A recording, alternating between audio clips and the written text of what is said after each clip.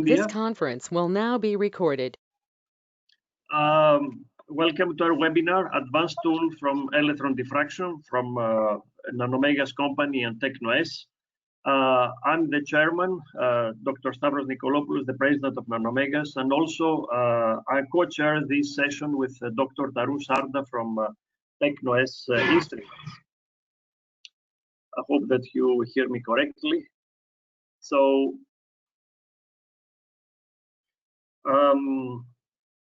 I would like to say a few words about our company.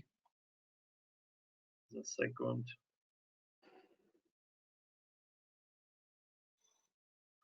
So, Nanomega's company is a partner, is a company that has been built in the 2004 in Brussels. We are focused in tools for electron diffraction, specifically for precession electron diffraction.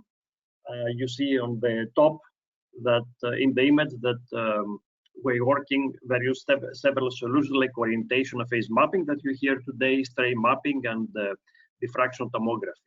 We are partners of the STEAM3 network, that is a major research and innovation network in Europe by 20 different research laboratory partners in microscopy in Europe, and we have our own research and development facility in Brussels. So I would like to say a few words about what you will hear right now.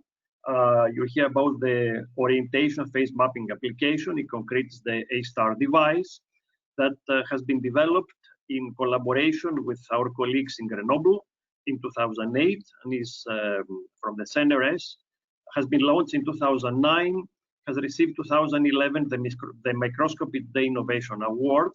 And right now, 10 years after its invention, we have 157 units worldwide, roughly 1/3 in Asia, 1/3 in Europe, and 1/3 in US, with about 4 units in India.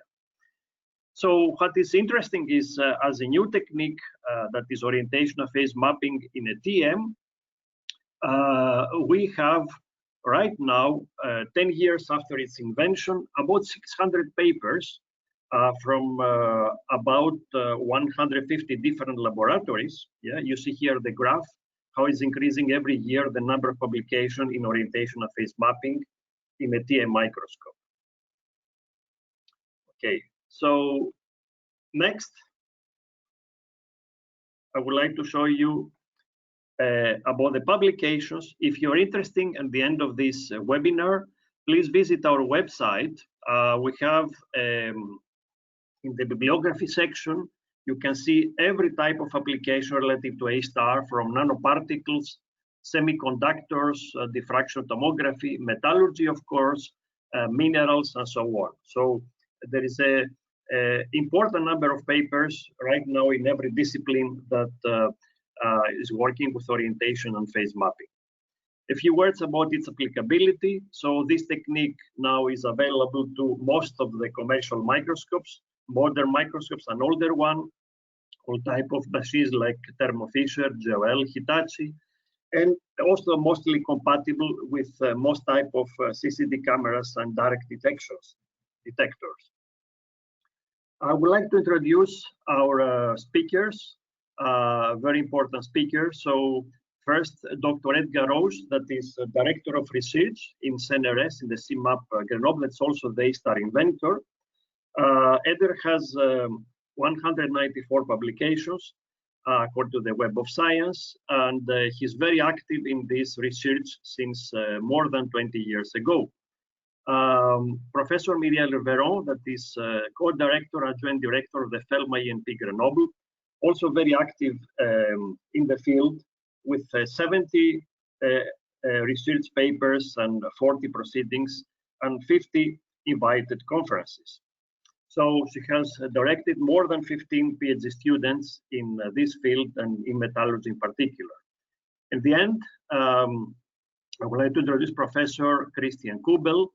I met him 20 years ago when both 20 years ago were a young application specialist in FEI. Now he's director in his team in KIT in Karlsruhe, and also he has a professorship of in situ electron microscopy in the Technical University of Darmstadt. So I would like, before we start with the first speaker, that is Dr. Edgar Roche, just for the large audience to give some advice, because every speaker will speak during half an hour, and at the end of the session, let's say after 1 hour and a half, there will be possibility for questions. So this question and answer session will begin just after the 3 presentations. I remind you, every presentation is half an hour. So please type your questions in the chat box as you shown there on the right. Sorry, yeah. On the, yes.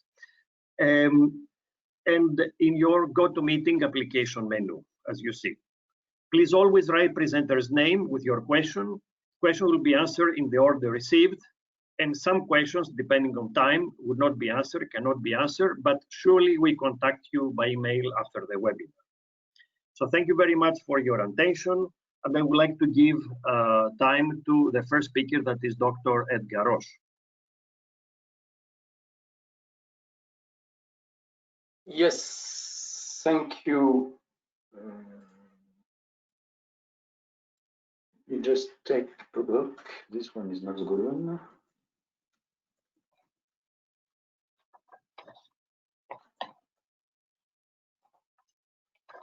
Okay, here it is. Can you see the screen now? Yes. Yes. Okay. Yes. So if I start this one, it will work.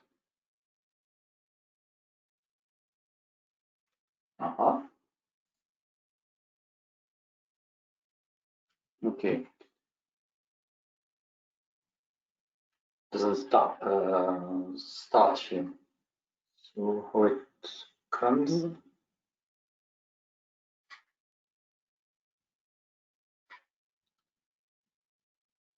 Okay, let me try something else. Just a minute. Sorry for that. Okay.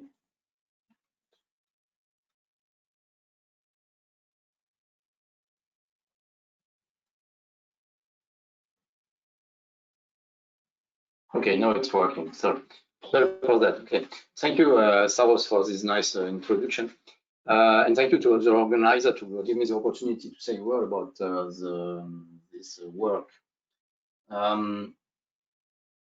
Yes. So I think that my duty is to introduce, in fact, A-STAR or ACOM. ACOM stands for Automate Crystal Orientation Mapping, and to make it easier, in fact, and for those who know this is pretty similar to EBSD approach for SEM, except that here we are dealing with the TEM. So the technique by itself is called ACOM. The tool that comes out from it is A-STAR, and I will have to say that now the technique is better known through this commercial name.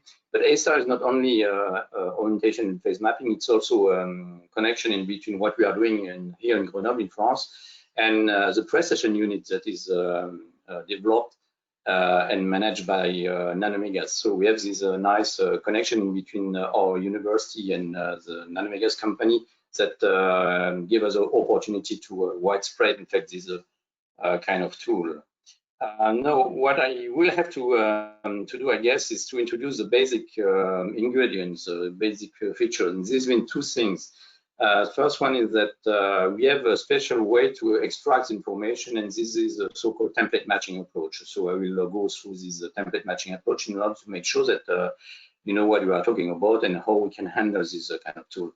And the second part, I will rapidly introduce a Precession just to make sure that everybody know how it works, and also to show what is the benefit of a Precession when we are using this A-STAR tool. So feel free to tell me when, if I'm freeze, if I'm not speaking loudly enough, and so on. Okay. And if I have time, I will say a word about side products of this approach that are so-called virtual image and correlation coefficient maps. So basically, the idea is similar to EBSD. What I mean is that we have a small probe that is just scanning over an area, and we collect at every location a diffraction pattern. And now the idea is to extract information out of the diffraction pattern to reconstruct a colored map with a code color that is either related to the orientation of the materials or related to let me get, okay, no. I'm trying to get rid of this. Okay, yes. Here the color code is related to the phases that are recognized. Okay. For those who are familiar with EBSD, let me just make a distinction between the use of Kikuchi lines and the use of spot patterns. You can collect both of them on with the TEM, and we are using the spot patterns. There are definite differences between the two. Kikuchi patterns looks much like EBSD. Okay, so it's also possible to use EBSD type approach. I mean, hook transform and so on in order to analyze Kikuchi patterns. The point is that if you take a material with a given orientation, okay, like this one, and if you slightly tilt the sample, a very small rotation, then it turns out that the Kikuchi patterns looks pretty similar, but it's not. In fact, if we just superimpose the two, you will see that the Kikuchi line just move.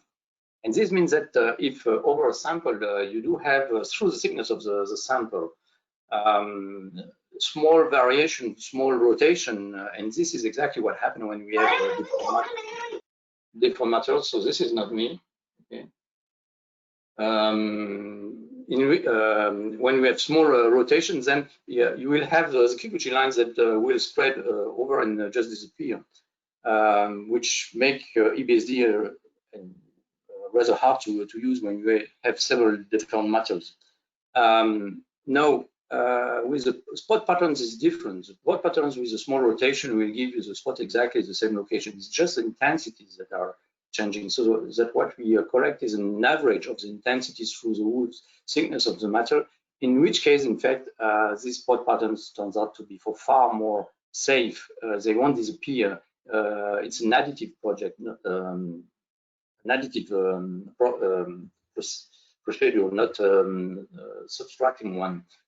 So it's for far safer, in fact, to analyze materials, at least if there are deformation with the spot patterns and Kikuchi patterns.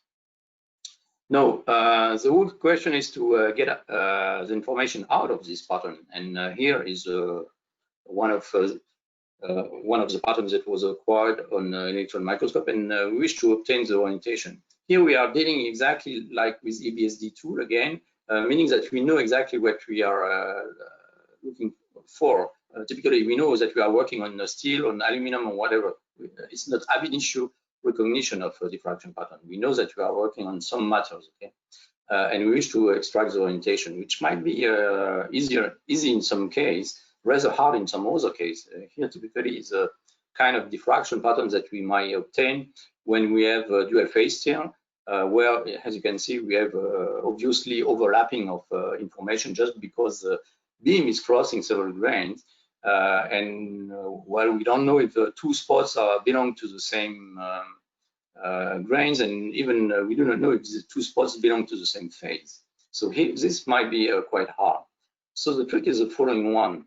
It might be hard to extract orientation out of the diffraction pattern. The reverse, by contrast, is pretty easy. What I mean is that if you know that you are working on copper, for example, and you just take orientation with a 3 Eulers angle like that, it's pretty easy, in fact, to generate a theoretical diffraction pattern like this one that we will call a template.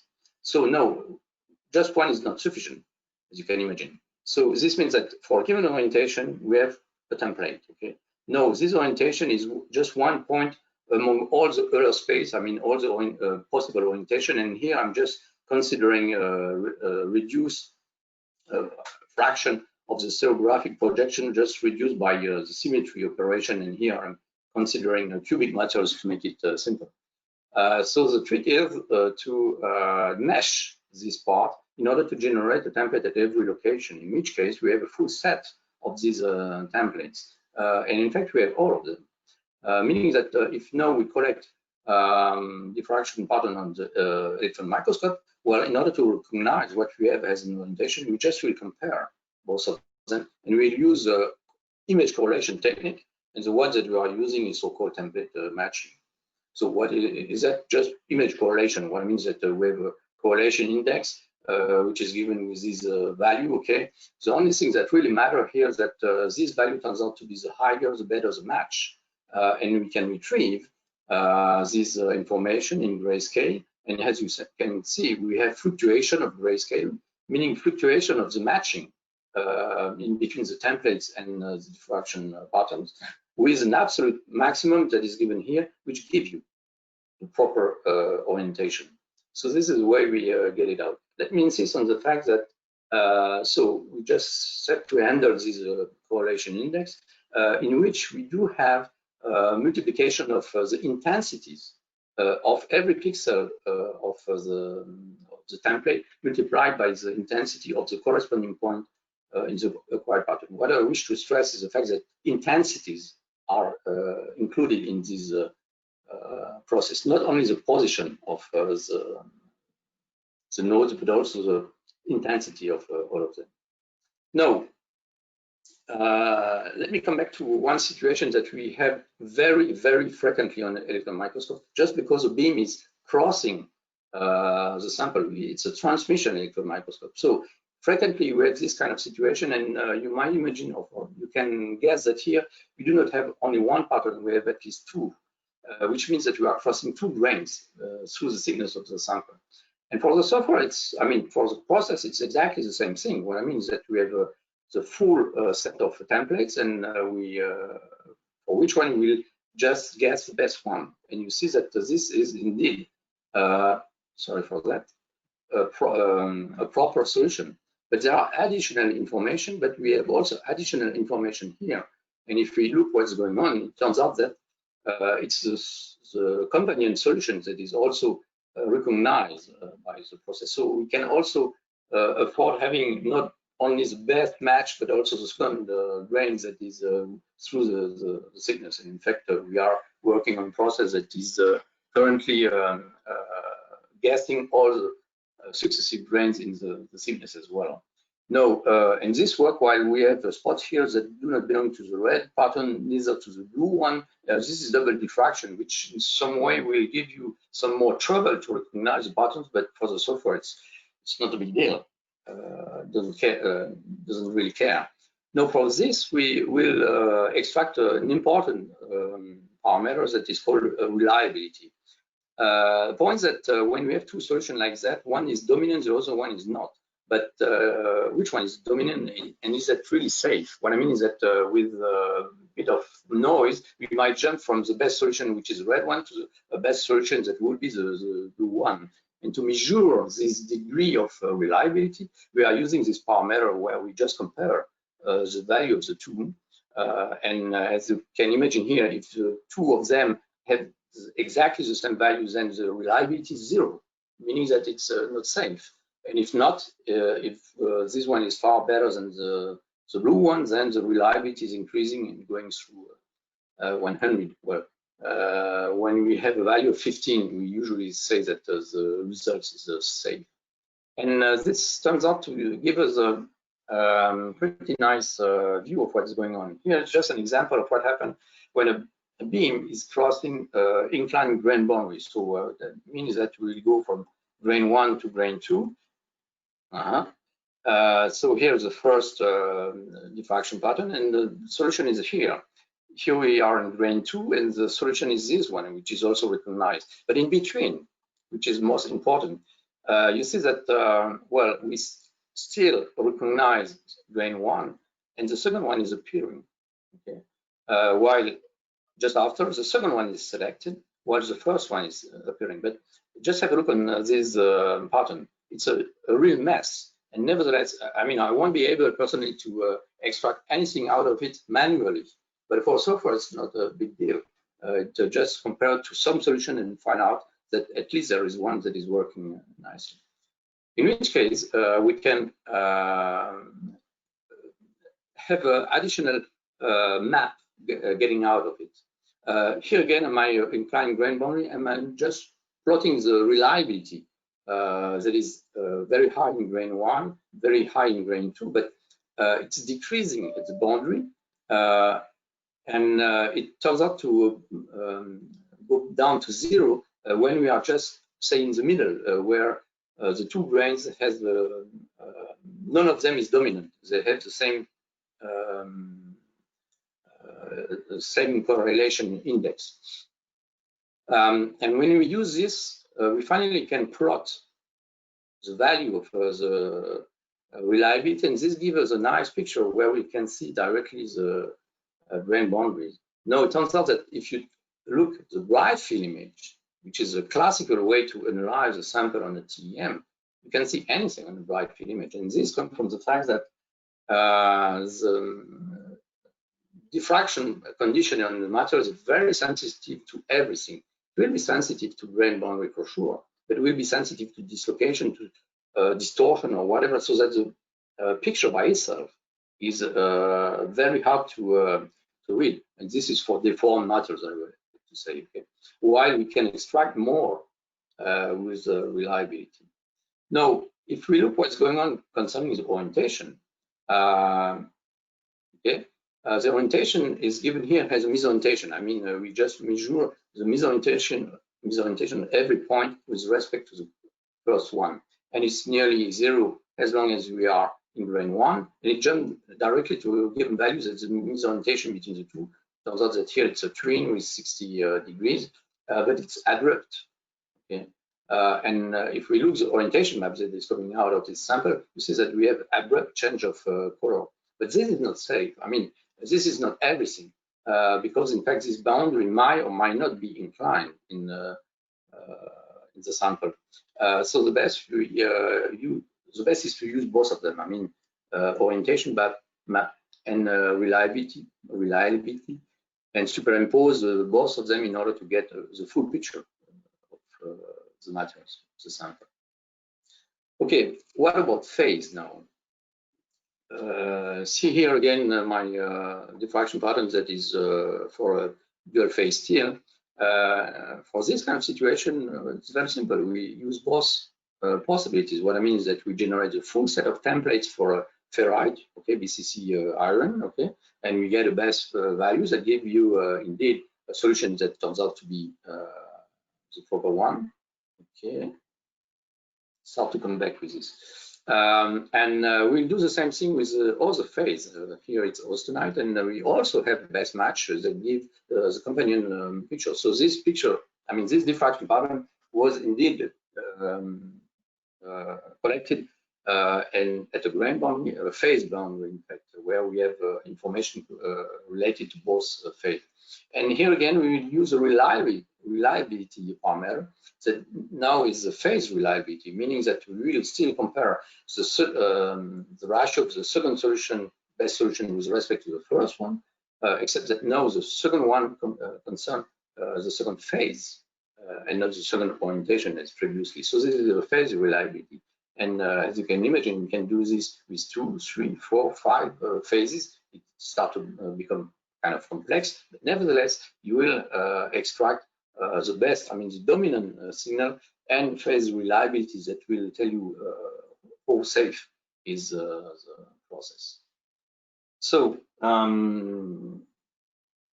what we end with on a thin foil finally is this kind of orientation maps plus reliability, orientation reliability. We have an index map, the correlation index map by itself turns out to also show you a pretty nice picture. And again, just have a look on this correlation index map and compare it to the bright field image. You can see that we see for far more, far better the feature, in particular the grains of this material with such kind of information. And we're using also the reliability. Now, the tool by itself is used for several fields of activity. I just will go rapidly through this because Muriel will later give some application. So here it's just nanotwin copper, a lot of twins and that are collected on this copper sample. For phase mapping, it turns out to be also pretty useful when we are dealing with materials for battery. Here it was a question of knowing if the particles were charged or discharged. So it's possible to make a distinction between the two phases in these materials. I might have perhaps some, yeah, in microelectronic domain, this is really a domain in which it is necessary to have a good spatial resolution. And just let me mention that the spatial resolution is just related to the beam size, and we can afford a beam size of 1 nanometer with this kind of tool, because we have to keep it in a nearly parallel beam and not in convergent beam. Okay. So we cannot afford for the angstrom type resolution that you will have in STEM mode, for example, but for which you won't never correct a diffraction pattern, I mean proper diffraction pattern. Here it's more in the range of 1 nanometer for the spatial resolution. So in this microelectronic device, you have plenty of phases, you have plenty of orientation, and there are questions related to the how the device work with respect to the orientation, in particular of this band, and such kind of thing can be analyzed through A-star. Just a word about Precession. Precession is promoted by a unit that is provided by Nanomegas. I don't know if you are familiar with this, but it will be a very fast description of how it works. This is a standard setting where you are in transmission with a thin foil, the beam is crossing the thin foil, and you collect a diffraction pattern like this. Now, the trick consists in taking the control of the deflecting coils above the sample and promoting a rotation of the beam with a pivot point that is exactly over the sample, in which case you collect a diffraction pattern of this type, which is useless, except that this ring, which is a movement of the transmitted beam, is a measure of the precession angle. Now, if moreover you take the control of the deflecting coils that are below the sample, and if this control is synchronized with the upper control of the deflecting coils, it's possible then to counteract for this rotation in order to gather all the patterns in a single one, in which case we obtain a diffraction pattern of this type. Precession was essentially developed by a crystallographer in order to get a large range of the reciprocal lattice. What we are really interested in for our application is to get rid about the dynamical effects. And as you can see here, we have plenty typically of Kikuchi lines, small Kikuchi lines that appear, and they disappear thanks to a precession angle. The precession angle is not that large; it's something like a degree or even less. Okay. In which case, now if I take the template of this correspond to exactly the same orientation, you can guess that it will be far easier for the software to match these two patterns, I mean the theoretical one and the precession one, than this one. And indeed, if now we just compare in some situations, so this is alumina, where we have the same sample that was scanned without precession and with precession, a very small angle of precession, by the way, 0.5 degree. And you see for the same location, for the same grain, what we obtained from precession. Here we still have some Kikuchi lines here, no more. And when we compare to the pattern, which is this one, then it will be far easier in this case. And this is kind of orientation maps that we will obtain. Really, precession turns out to clean literally the diffraction patterns, meaning that we get rid about a lot of dirt related to dynamical effects, and there is a real synergy in between template matching and the use of precession. This is for orientation. I must have an example for phase mapping, same thing, okay, without precession, with precession, and you see the tremendous change of the diffraction pattern with a small angle of precession that was here also 0.5 degrees. So the precession unit can be installed on nearly all the electron microscopes today, and can be used to clean the diffraction pattern and then to analyze orientation and phase in a better way. I might have some more minutes just to introduce. Yes, Edgar. Yes, okay, thank you. Just to introduce a side product that turns out to be becoming very popular now, that turns out to be very useful. We are calling this virtual bright and dark field image. Okay, you know what is a bright field and dark field image in an electron microscope? We can do the same thing using the set of diffraction patterns that we have collected. So as I mentioned at the very beginning, what we have essentially is a beam that is scanning the area, and we collect here a full set of diffraction patterns. Do not confuse, in fact, this set of diffraction patterns with a set of templates that I was mentioning before. But indeed, the process of template matching consists in taking all of them, to compare all of them with all the set of templates in order to retrieve the orientation or phase map. But we can do more with this. Typically, okay, here it's coming. The computer is reacting strangely. If we just consider the diffraction pattern and just the transmitted part here, we can collect, in fact, the average intensity within this spot, within this disk. And this intensity is fluctuating from place to place. And if we retrieve this one on a map, we finally reconstruct a bright field image. It's like a STEM image, in fact. And we call it virtual bright field because the process consists in inserting a virtual aperture in the beam path. Okay? And the beauty of the process is that we can do this for any part of the diffraction pattern, meaning that we can collect either a spot like this one and generate a dark field image. But I can select another one, and it turns out that with a full set of diffraction pattern, we have the full collection of dark field image. And this turns out to be pretty useful, in particular because we can see these are post-processing, meaning that the scan was performed on the TEM, and you can see all the dark field image at home. Being back in the lab, if you are allowed to go in your lab, at home for me, because now I'm stuck at home. But there are plenty of information you can get out of the scan of the collection of diffraction patterns thanks to this dark field construction. And we can do even more. You have to stop me when it's time. So let me jump over this. Let me take, yeah, this one will be better as an example. We can do more, and we can do things that we are not used to do on TEM. Let me come back to this alumina sample where there are several grains, and several grains means that we have several diffraction patterns. Okay. Now,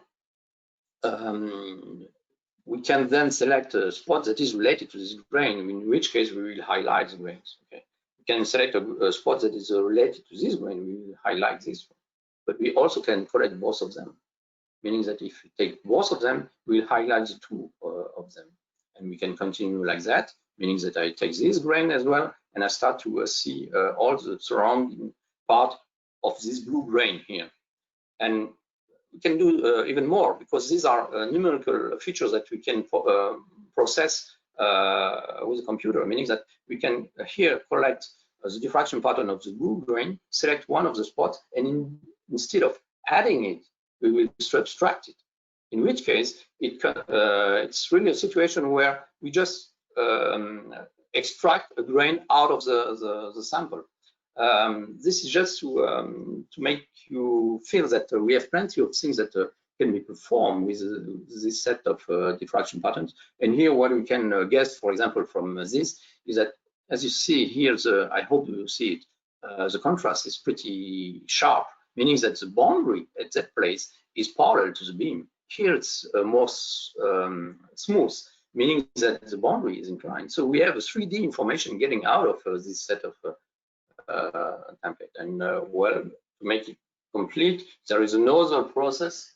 I don't know if I will have the time to introduce this one, but this is a so-called correlation coefficient map, which is another trick that can be used in order to extract 3D information, and we have the same thing. So you see this boundary is sharp, and we have here a very inclined boundary. So we have information about the 3D aspect of the sample just because we have collected all these patterns. So I had spoken for 27 minutes. What should I do? Is somebody in charge? I might perhaps stop at that point, or yeah, Edgar, I think that the next, well, have you finished, right? Or yes. I can speak 2 more hours, you know. Yeah, But if you need 5 more minutes, they take them. It's okay with me. I will squeeze a little bit the examples. Okay, Well, okay, so 5 more minutes, Edgar, and then give the talk the next speaker. Okay, I'll just then introduce this correlation coefficient map. That is one of my favorite Yes. things that you can. What is this? Okay, it's too fast for the computer. So okay, we can. Yes, this kind of things. Correlation coefficient maps, which also is a way to extract information out of the full set of patterns that were collected, and that will highlight features in a better way than bright field image. So this is a beautiful bright field image, but what I mean is that here again we have plenty of contrast, and here we see nicely the twin boundaries, for example. Now, the way to do it is very simple. In fact, here is this sample, so it must be magnesium, whatever. We have a diffraction pattern coming from 1 grain, for example, here, and while the diffraction of a pattern from one location to the other within a given grain are similar. If we jump to another grain, it's dissimilar. And it's possible then merely to measure or to have a value to probe this similarity or dissimilarity using again a kind of correlation coefficient, where this time we will correlate 2 successive images, but make sure that you don't confuse this with the template matching. Template matching consists in comparing a diffraction pattern with a template, which is a real information with a theoretical one. While here, it's just a comparison of a diffraction pattern with the next one, and also the next one in on the next row, just to make sure that it's isotropic. Okay. In which case, we will end with a value that will be fluctuating, and it's a way typically to extract boundaries, grain boundaries, and you might see some of them are inclined, not a lot here. And with this kind of thing, we can do. Okay, let me take this sample again, just to mention that we have to do it in proper way. Okay, we have to extract, to take the brightest pixel to extract the boundary, in which case we have this very nice picture where again you can see these boundaries, the ones that are inclined, the ones that are not.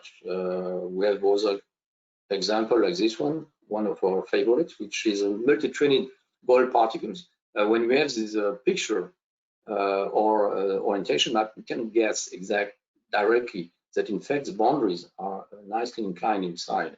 And here we have a full picture of what's going on through the thickness of the sample. And yes, I can just say one more word about what we can do with this. Here's another example with a replica sample with a lot of precipitates, bright field image or virtual bright field image, same thing, we hardly see anything. And it's far easier to see the details within the picture using this correlation coefficient map, just because in fact we are probing the gradient. So it's not the intensity that we are collecting here, it's a gradient, the difference between from one place to the other. In which case we have pretty nice way to see the sample, and can guess by at some place that we have overlapping of these particles. It's also a way to get rid about the fact that the diffracting condition evolved quite a lot on the sample. In particular, if the sample is banded. Here we try to recognize some dislocation, so we see some. Okay, but it turns out that in this area we can see anything, while there are far more. If you use this correlation coefficient map just because the diffraction pattern is slightly but surely evolving when the beam is crossing this location. So we highlight features that we were not able to see here.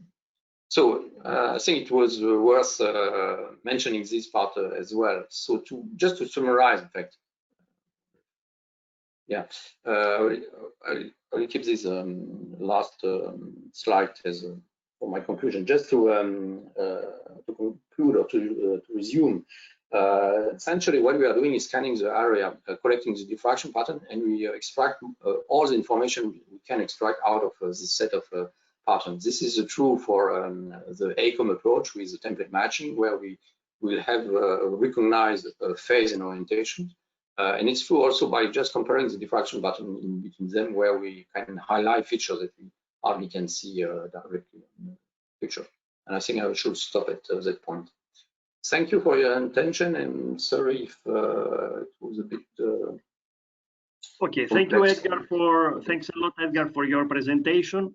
I would like now to give the talk to Professor Muriel Veron. Okay, so I turn my microphone on, my camera on, and I start to share my screen. I hope. Sorry. I hope you can you see the screen? Yes, yes. Yes, we can see it. Okay, thank you. And can you see the mouse moving or not? Yes, we can see it moving. Yes. Okay.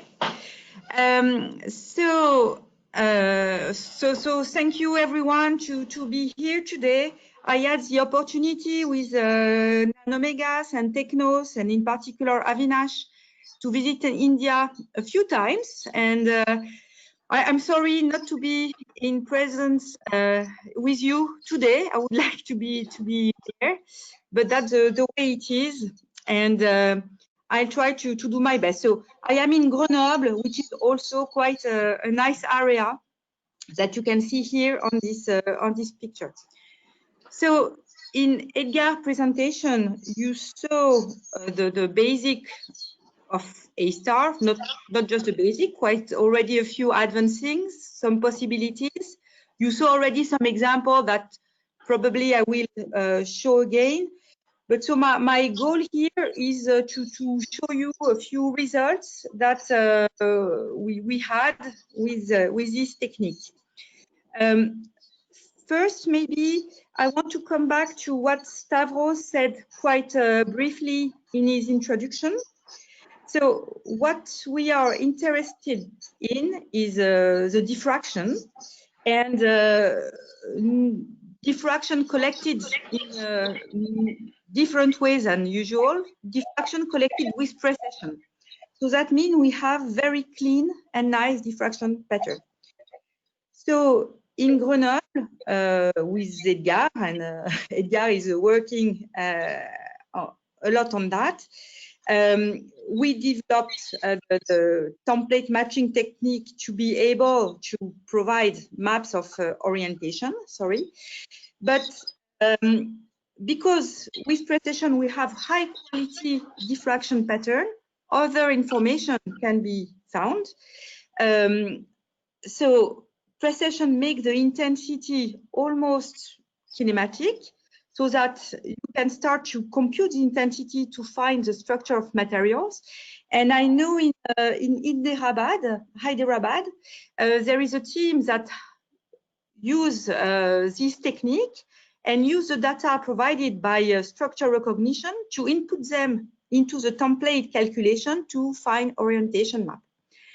And the third application of nice quality diffraction pattern is to be able to compute the shift of the diffraction peak with elastic strain in the material to provide this kind of map. But so today I just give you example on orientation map. And what I want to point out is, so in the lab in Grenoble, we study mainly metallurgy. So a lot of examples I will show you are not coming from our lab. Else I will show you just steel, and maybe magnesium, but mainly steel.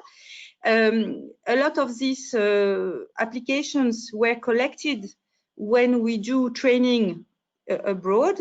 And so often we just have a half a day to collect data to show people. So it's really, the data I will show you were collected quite easily. So it's not something that we do only once a year. It's something that ASAR can provide on a daily base routine.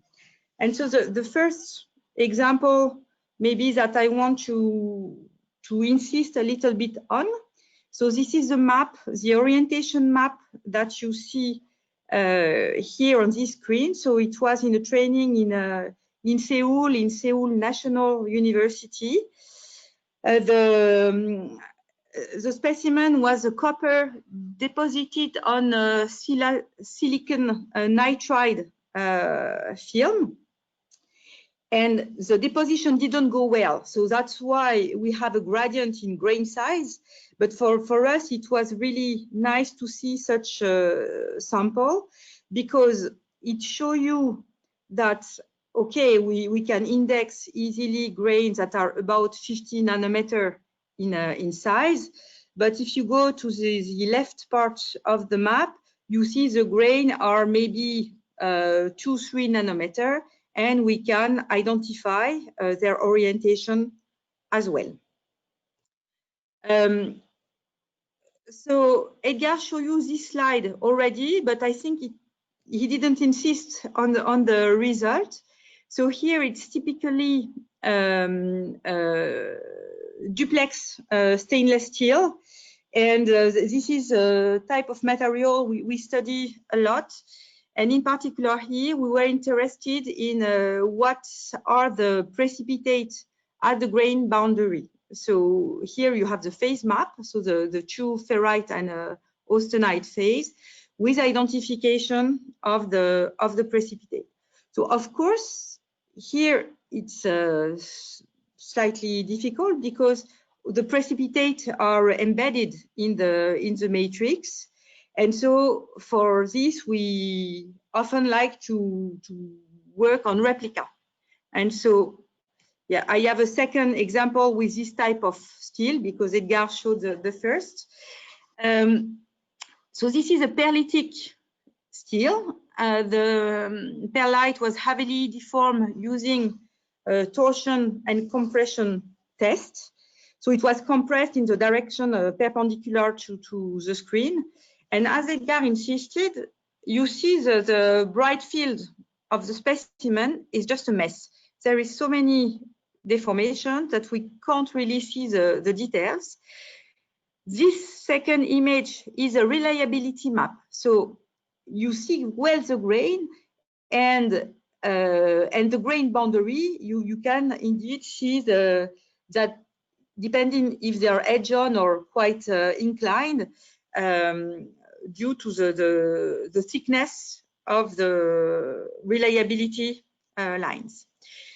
So if I ask you to tell me where is the cementite in this deformed perlite, it's quite difficult, but because we process the data, so here I have superimposed reliability with the phase map, and you can really locate well where is the cementite, and then you can find out when you look at your orientation map.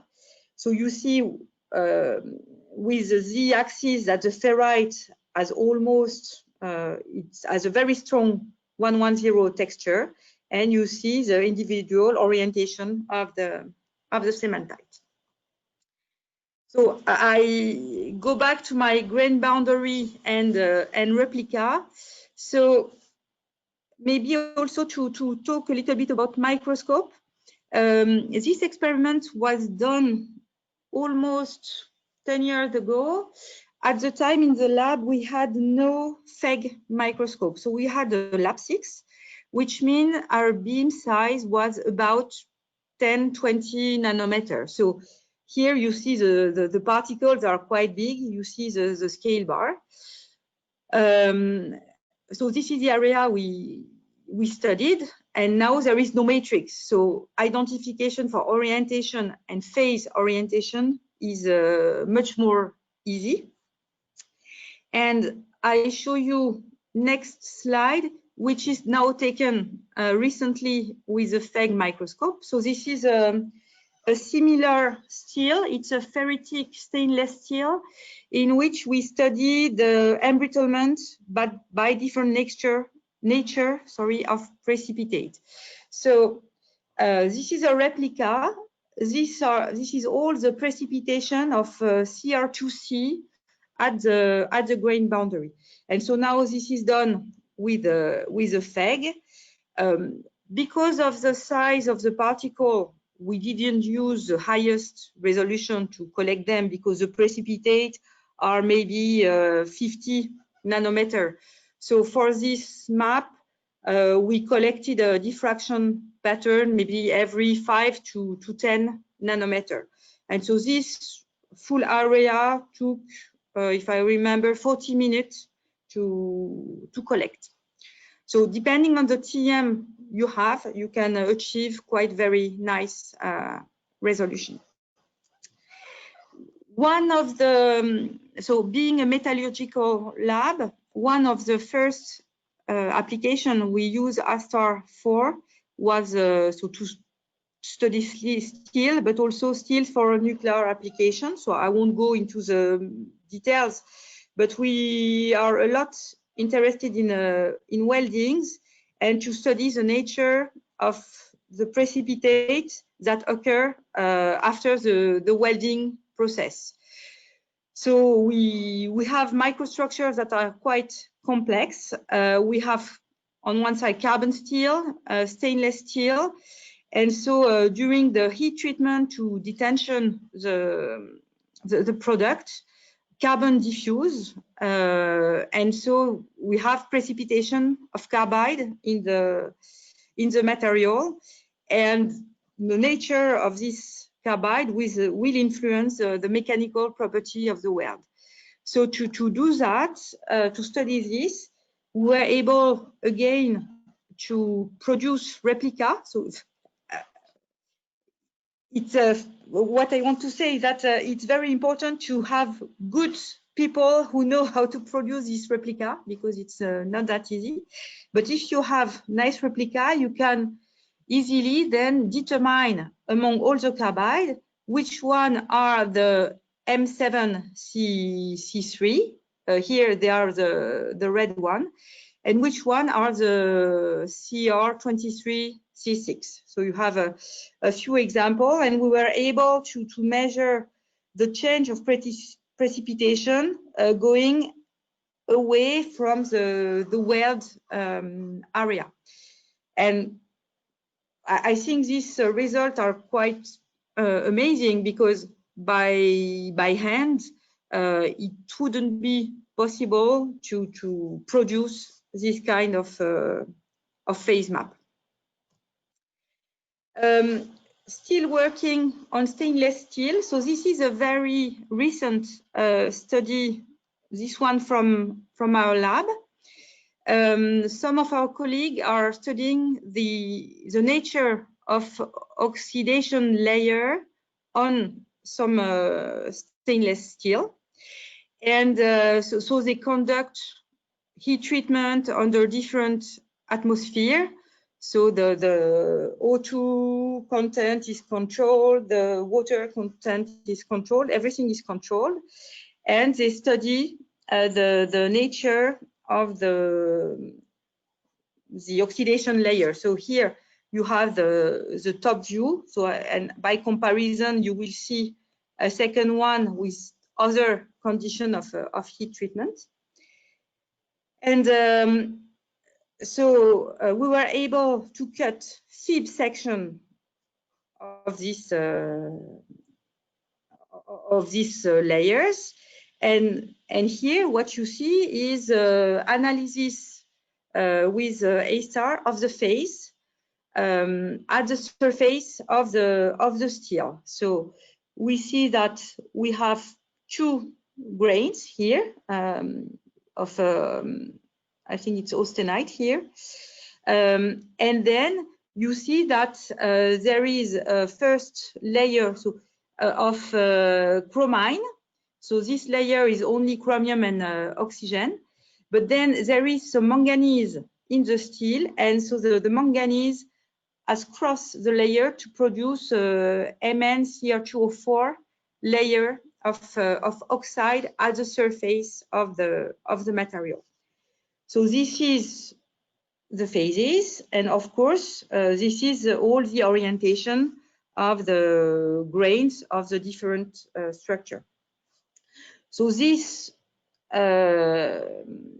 observation that were made with ASTAR without knowing the chemistry at all of the material were also compared with EDX data, in which we can also study the composition exactly of the different layer in the material.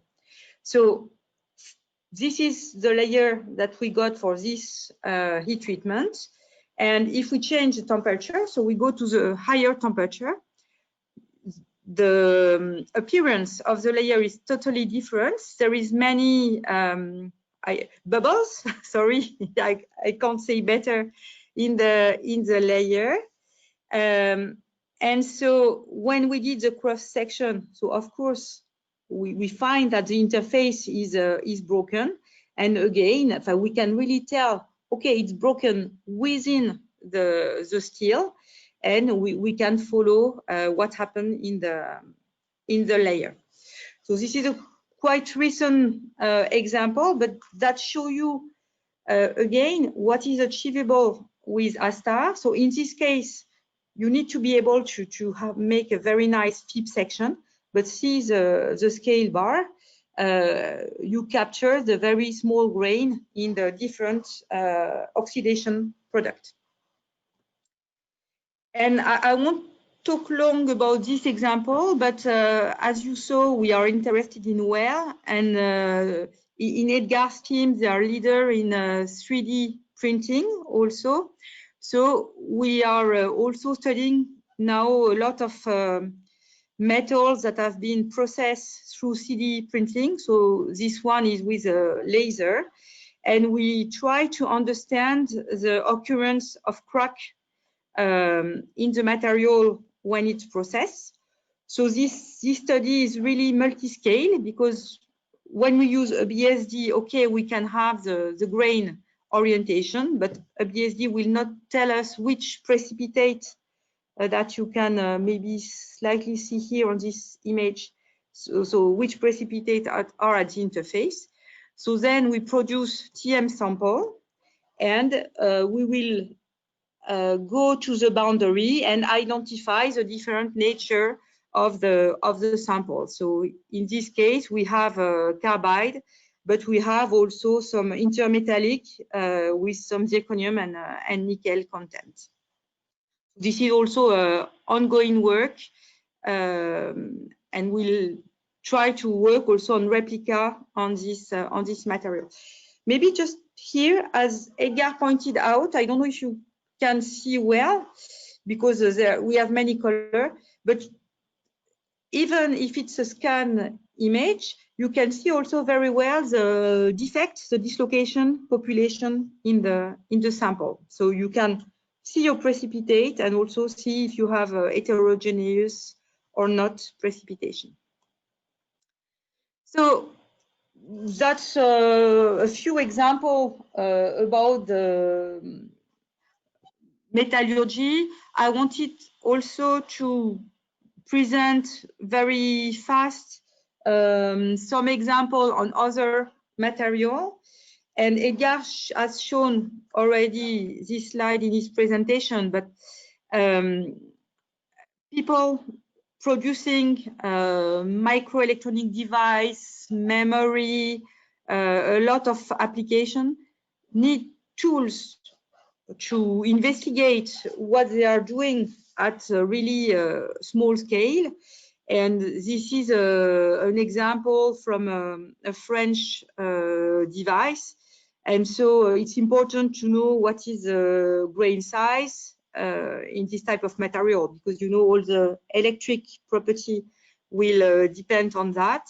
And so they did some nice FIB sample, and with a quick analysis, they have information of the grain size in the tungsten pillar. But if you look at the same image in the virtual bright field, you couldn't have this information in a normal TM image. One thing I will emphasize on this type of sample is that they have also a lot of amorphous structure.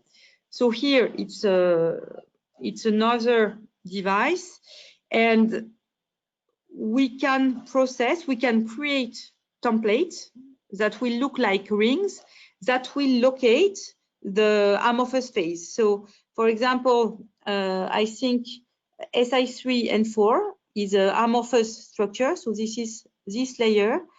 This can be recognized with ASTA. And I will go on a little bit studying amorphous. And Edgar started to show the example, but he was trapped with time. So I will take 1 minute to highlight a little bit more what can be done.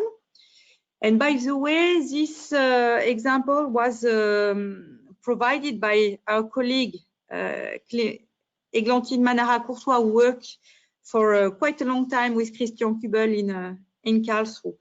So here she had this sample, and the question was to measure what is the volume fraction of crystalline phase and amorphous phase. And so the diffraction pattern obviously look different if we look in the crystal and in the amorphous phase, but the classical dark field image don't help us. If we put an aperture on a dot, okay, corresponding to this grain, it will highlight, but we don't capture all the crystal. And if we put a ring along the diffraction radius of the amorphous phase, we also highlight a lot of crystal, because this crystal diffract at the same radius as the amorphous. So what can be done? And my screen decided to freeze.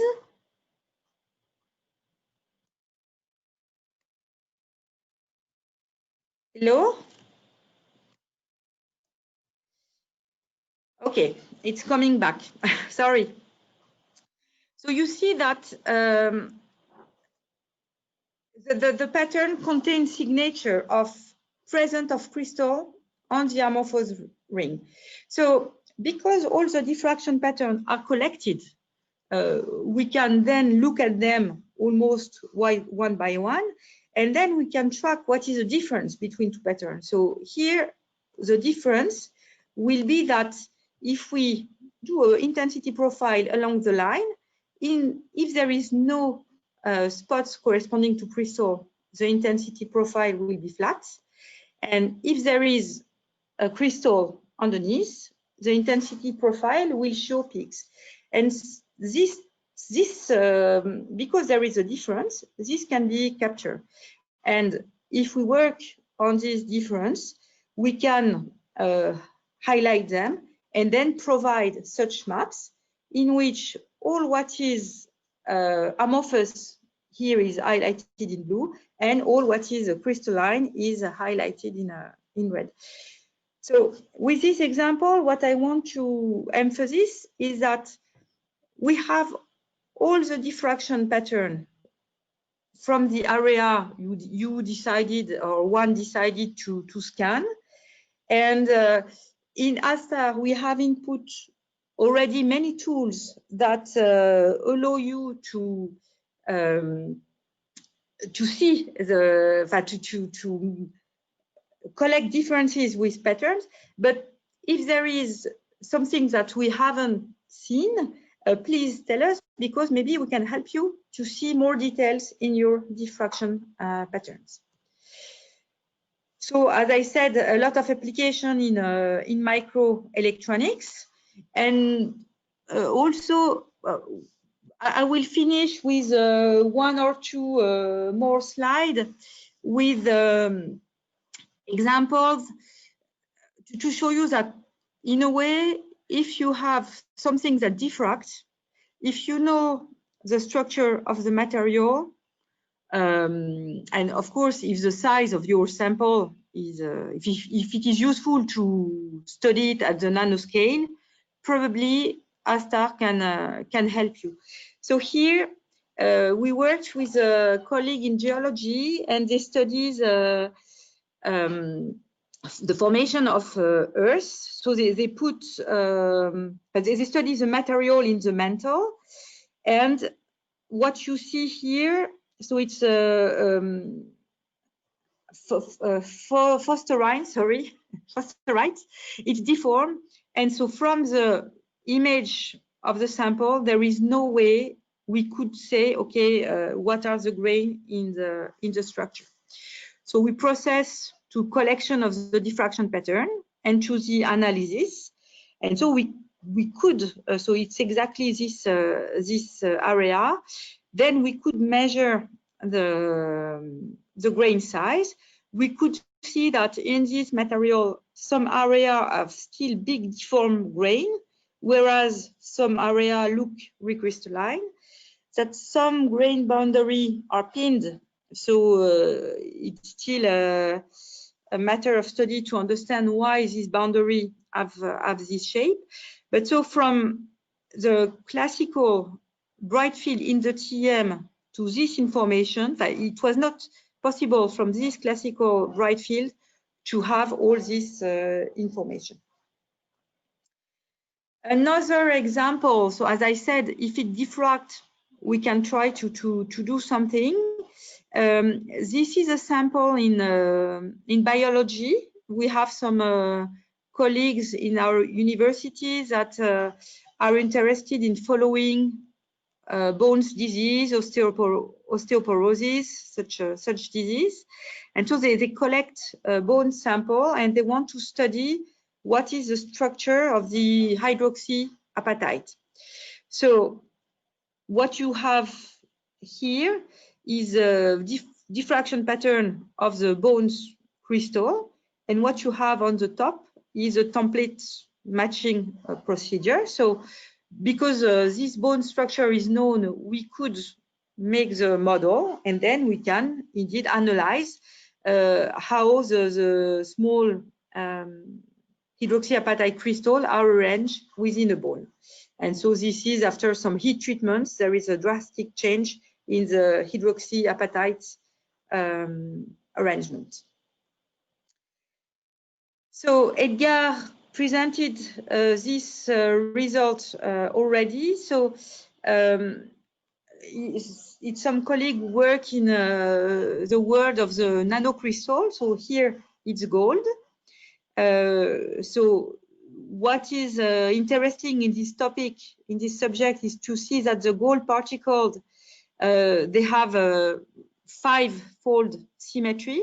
So all these quadrants are related with a twin orientation relationship. And so I will use this example to show you first maybe what we can do with the data we provide. So here I said it was a twin, but yes, I can confirm it's a twin because if I cross a line from one grain to the other, we can measure 60 degrees. And if I cross, so I think it's probably this boundary, if I cross this boundary, and if I show you a pole figure, it's a 1-1-1 pole figure, you can see that we have a common 1-1-1 plane for the green grain and for the blue grain with this orientation of the interface. So we can do not all crystallographical study, but you can do this type of study. And so Edgar has shown you what we could do with correlation coefficient map. So to also try to study the shape of this of this particle, to have a kind of idea of the 3D shape. And I think I will finish with this example also. So this is copper, that it's a multi-twin copper. So Edgar has shown you already this example using the correlation coefficient map. If we look at the orientation of this crystal in the Z direction, everything is oriented in 1, 1, 0. But then if I change the representation of the orientation, if I go, for example, along the x-axis, you see very well the formation of the twin in the material. And so in the software to view ASTAR result, you will have the possibility to highlight the boundary, so you can choose the disorientation of the boundary, and you can also identify the twin in your grain, and even the twin volume fraction. So this was a sample that we studied in China, so during a training.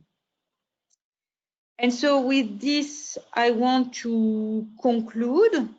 So I've shown you a few examples, but there are many. You have seen there is almost 90 papers of results obtained with ASTAR every year in the world.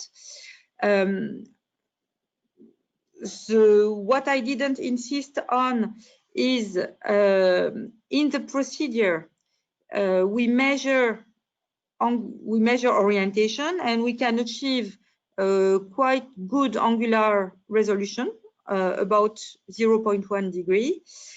And depending on the TEM, so if you have effect TEM, we can see quite small grain. We have measured a spatial resolution of 0.7 nanometer.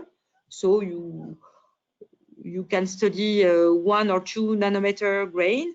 But if you have, of course, a beam that is more coarse, then your spatial resolution is different. So with that, I want to thank you for your attention. It's weird not to see the audience, so I hope you could hear me, and I hope it was okay. Thank you. Thank you very much, Muriel, for your nice presentation. Remember, after the last talk, there is a possibility to ask questions by typing them. So I would like now to give the talk to Professor Christian Kubel. So Christian, go on, please. Yeah, thank you very much for the introduction, Stavros, in particular for inviting me to present my work here. I hope that you can now already see the cover slide.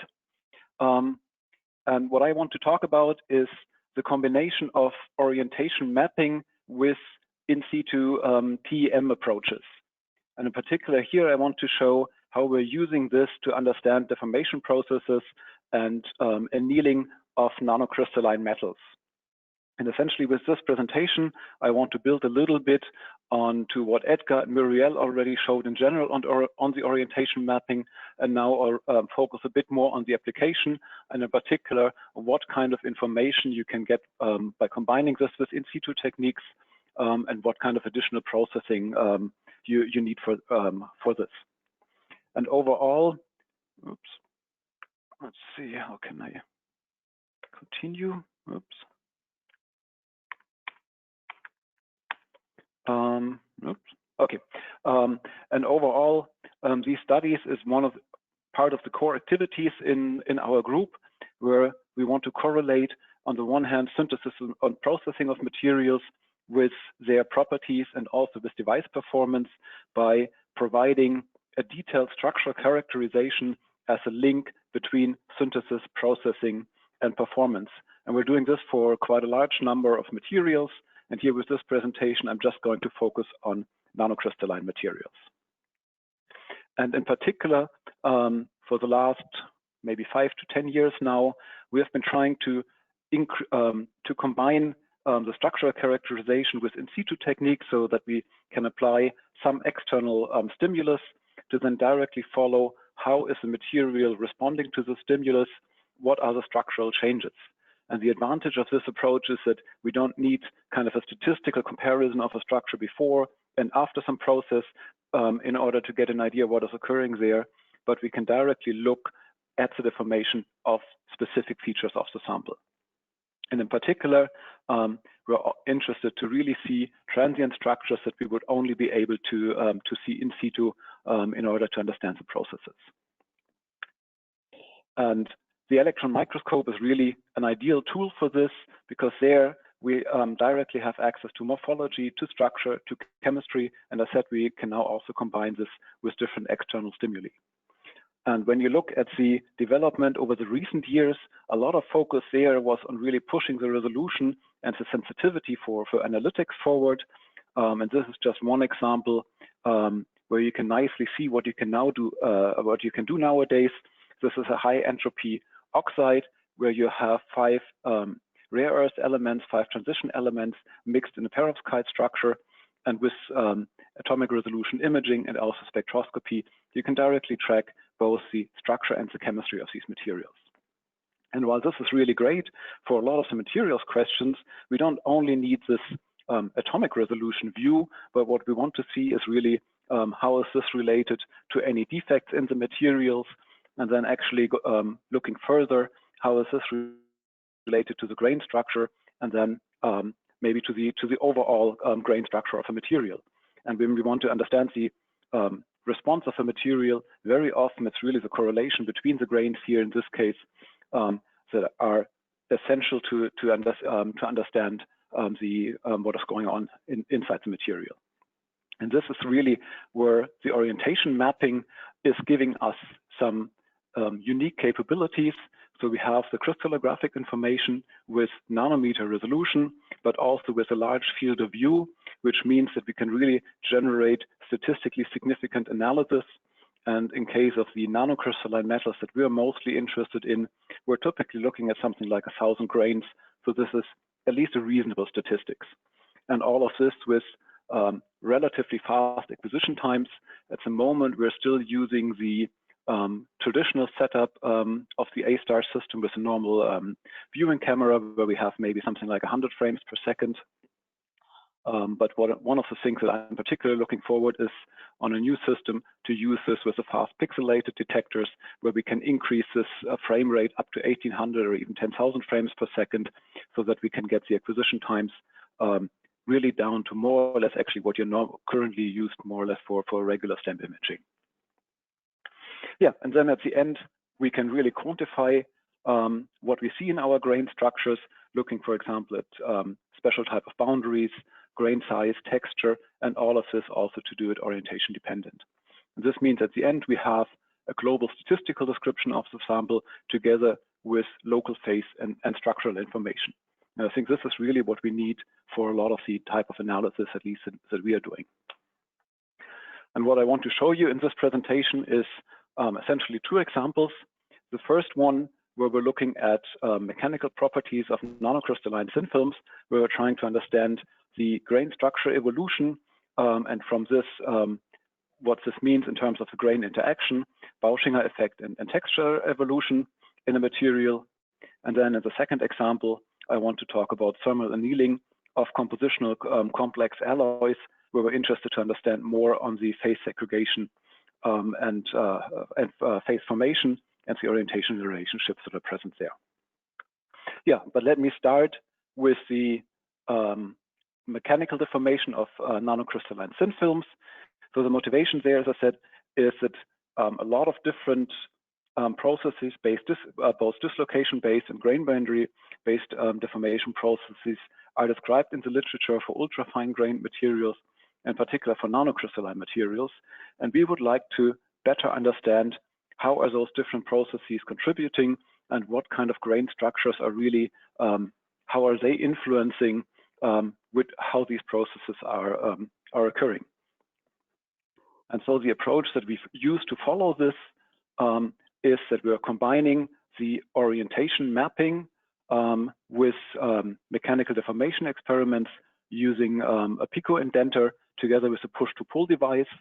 So on this push-to-pull device, the sample is located here where the mouse is, and when I take a nano indenter to push on this top here, then essentially through the spring system, we're slowly opening this gap here, thereby applying a defined straining of the material. And then we acquire an orientation map, we strain a little bit, we hold the sample, strain a little bit further, acquire another orientation map, and so on until the sample fractures.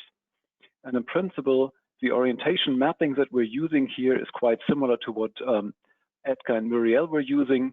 The only difference is that we're typically operating our microscope in microprobe STEM mode, which for the in situ TEM has a lot of advantages because we don't need to switch anymore more between diffraction and imaging mode for our analysis, but we can first locate and view the sample directly using exactly identical settings for the orientation mapping as well as for the STEM imaging, which gives us easy access to very fast images in between the orientation maps.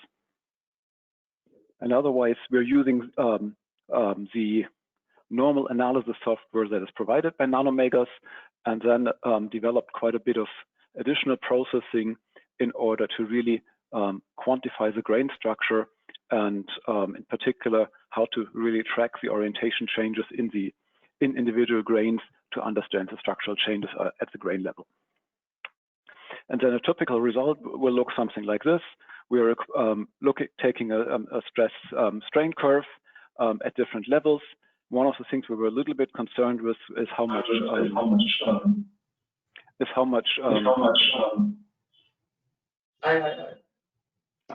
somebody has a microphone strong echo.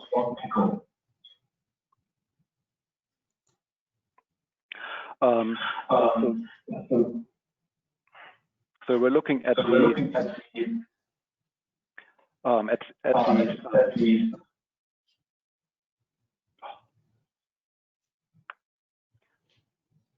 Can you still hear me?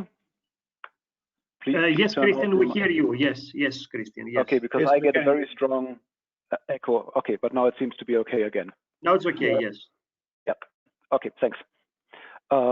Yeah, so one of the things that we were concerned about a little bit is how much creep do we have in the sample during our holding periods. And what you can see here from the analysis, always looking at a before and after the strain map at one strain level, is that there's only very limited creep, only close to the fracture level, we do find noticeable creep. And then we can follow the orientation maps acquired to see how essentially to get snapshots of the deformation processes. One thing is we can look also at the fracture surface, but I don't really want to go into the details there. Where you can try to identify fragmentation, recrystallization. But what I really want to focus on is now the actual grain structure changes in the main part of the film. And this is just one example of such a series going to increasing straining levels. And when you look here at this blue large grain, initially this had quite a high defect density visible from the dark features inside. And then when we started straining, essentially this was a mechanical annealing of all of the defects to the surface of the grain, leading to a very significant grain boundary motion at very early strain levels. And then this grain actually stayed more or less constant throughout most of the straining series. And the only thing when the film fractured and essentially this part of the film then relaxed, what we see is that the grain is shrinking a little bit again, and we're building a small angle boundary inside this grain. A bit similar, we can also follow, for example, twin boundary motion.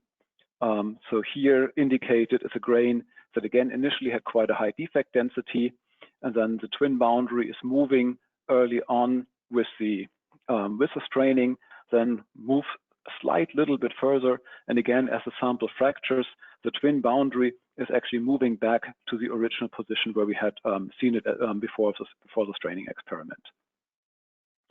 And so these are just some examples on how we can locally analyze the structural changes in our material. But one of the points I had at the beginning was that I wanted to yeah, that I wanted to have a bit more of a global view and not really look at just a few individual grains of what is happening there. And one way on how to do this, which we consider quite powerful, is what we call crystal orientation maps.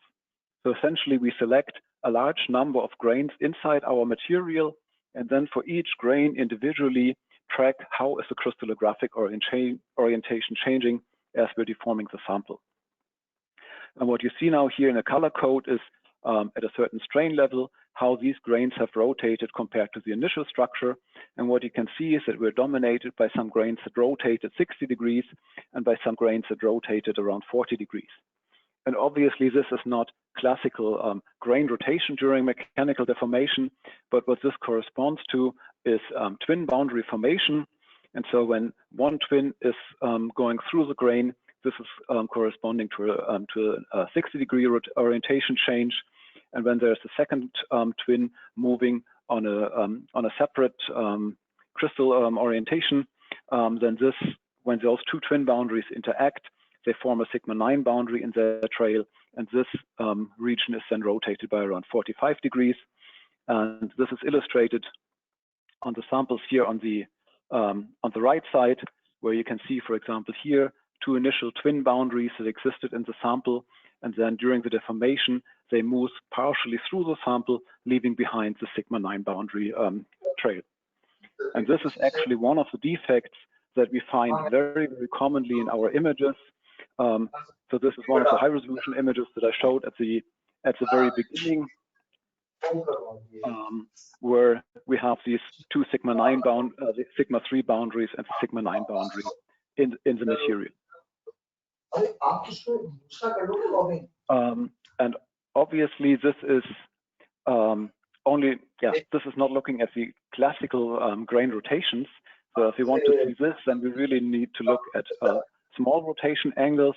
And this is now illustrated here in this case, where we see the rotation angles up to 12 degrees in the sample and how the grains are rotating as we are straining the material.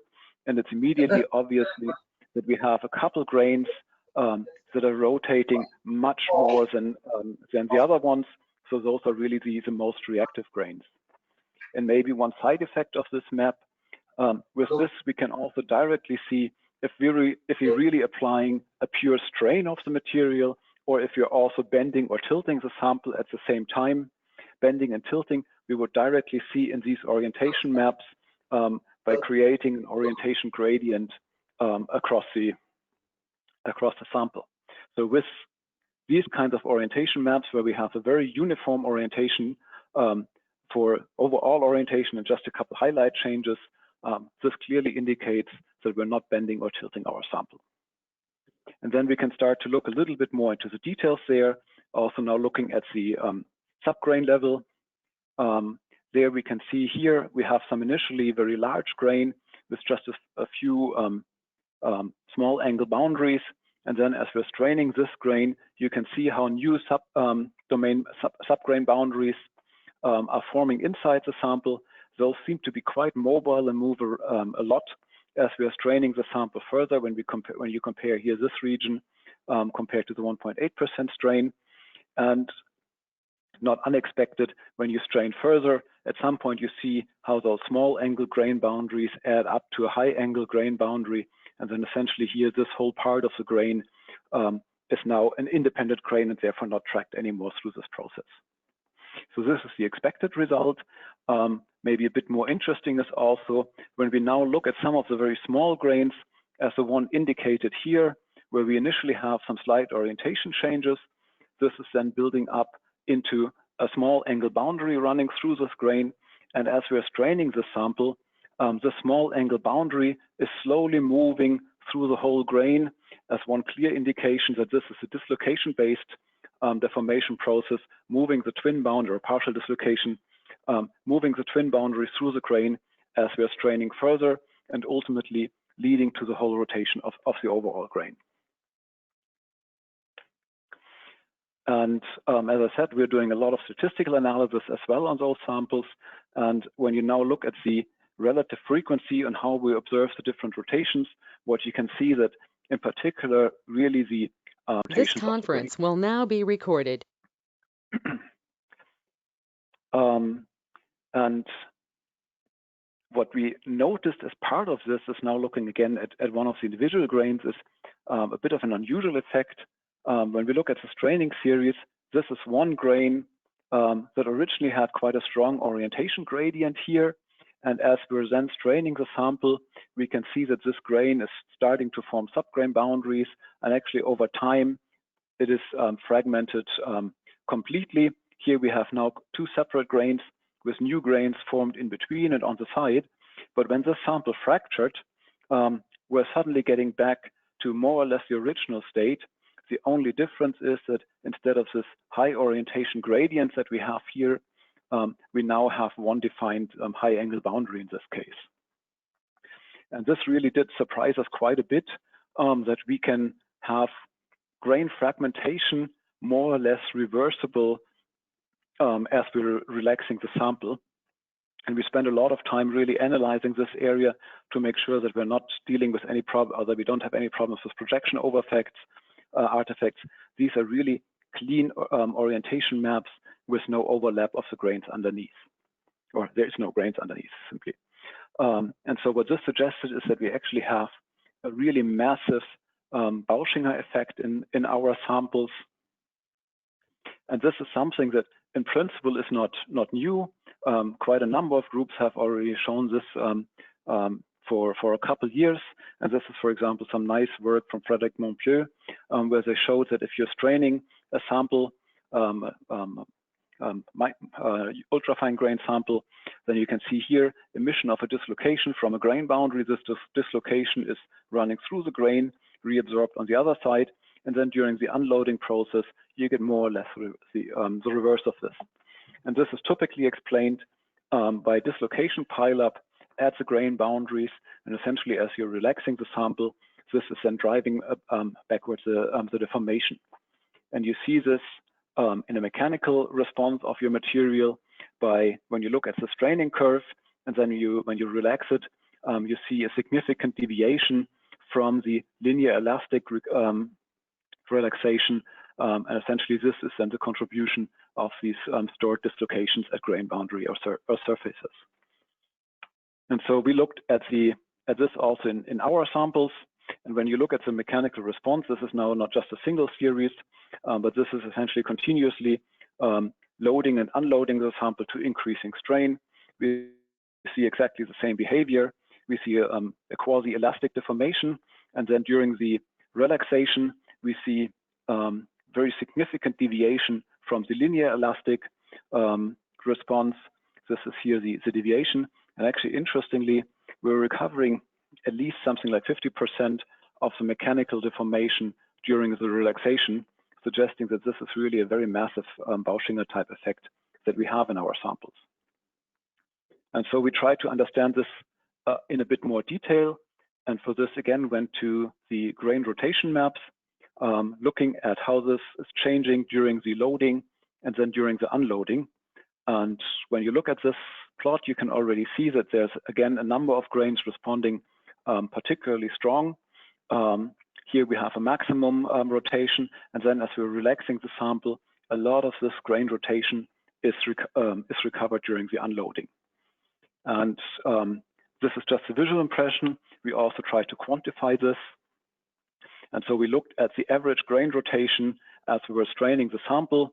And what we see that our average grain rotation goes up to about 0.6%. And quite honestly, when I initially saw those results, I was a bit doubtful how reliable those measurements are. So I pushed the student to really look at into the reliability of the measurements. And there's two things we looked at. One is we simply looked at the standard deviation of all of the orientations that we measure within a grain, and then look at the average of this for all of the grains. And what we can see is that here we're measuring a standard deviation of about 0.2 degrees, which is an upper limit for the reliability of our orientation measurement of the average orientation of each grain. And it's an upper limit because we also do include some grains which have small angle boundaries in them, as well as some orientation gradients that are present in some of the grains. And also when we look at the straining series, there we're plotting as an error the standard deviation of all of the rotation changes of the grains. And this is a bit on a similar level. And again, you don't expect this to be perfectly small because the grains do respond differently.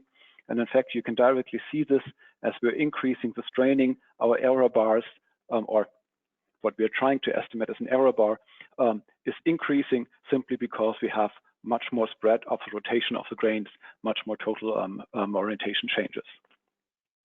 So this is also just an upper limit of the accuracy of the measurements, but at least this gives me good trust that the changes that we see here are really meaningful and we can interpret them.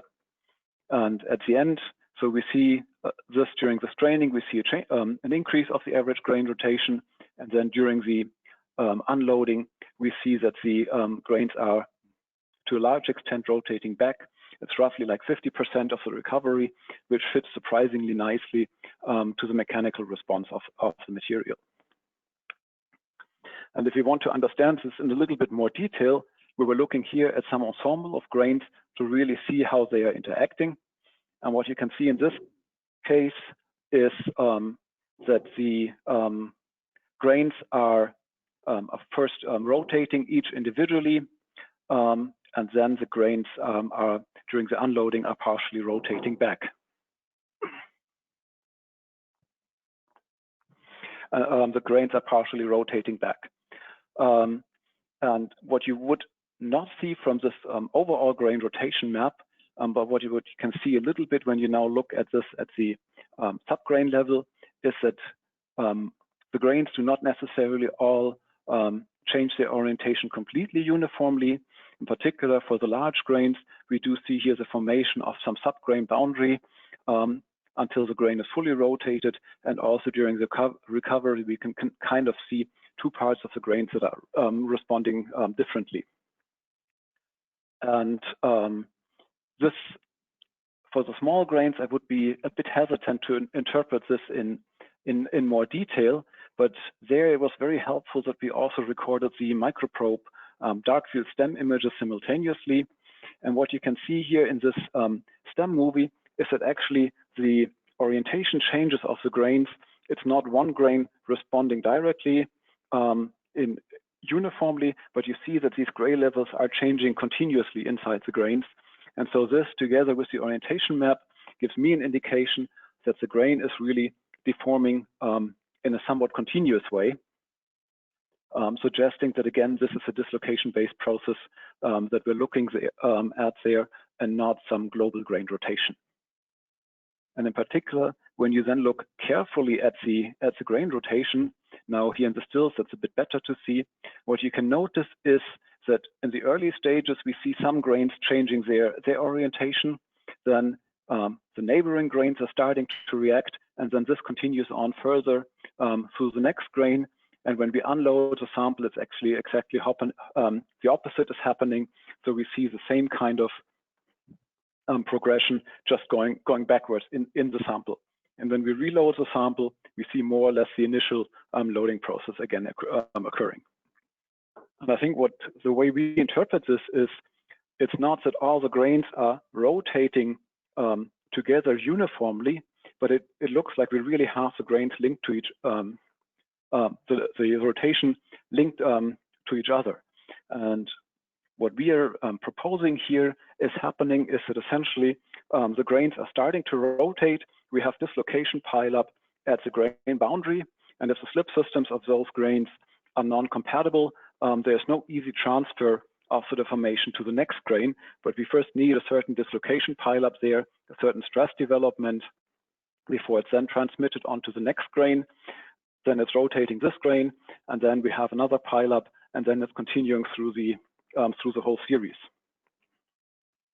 And as one indication for this, when we look now at the grain orientation, just looking at one of the at one very selected pair, what we can see here, the progression of the deformation is as indicated by the pink arrows. And when we look at the traces of the 111 planes in the 111 directions in the sample, what we can see that here for grain 3 and grain 4, those traces are typically at a very high angle to each other, suggesting that this is an orientation where there's no easy deformation process across this grain boundary. And this is very similar for most of the grains along this pathway. Whereas on the other hand, when we look at grain number 5, 4 and 5 have a very similar orientation, but in 5, the misorientation, the orientations match much better to grain number 3, and therefore we would expect that there's much more easy mechanical deformation processes transmitted from grain 3 to 5, and this is why we don't see this clear succession of the mechanical response. I'm putting this a bit more on a statistical basis, now looking at all of the grains in this small region. When we look at this plot of the rotation of the 110 planes with respect to the loading direction, then if you would have a coarse-grained material, you would expect all of the grains to rotate towards the or along the loading direction. And obviously here, in our case, for all of the grains that have a high Schmidt factor, this is not the case. They are rotating typically at some fairly strongly inclined angle towards the loading direction, indicating that actually our grain rotation is not really governed by the externally applied load, but significantly modified by local stress build up at the grain boundaries.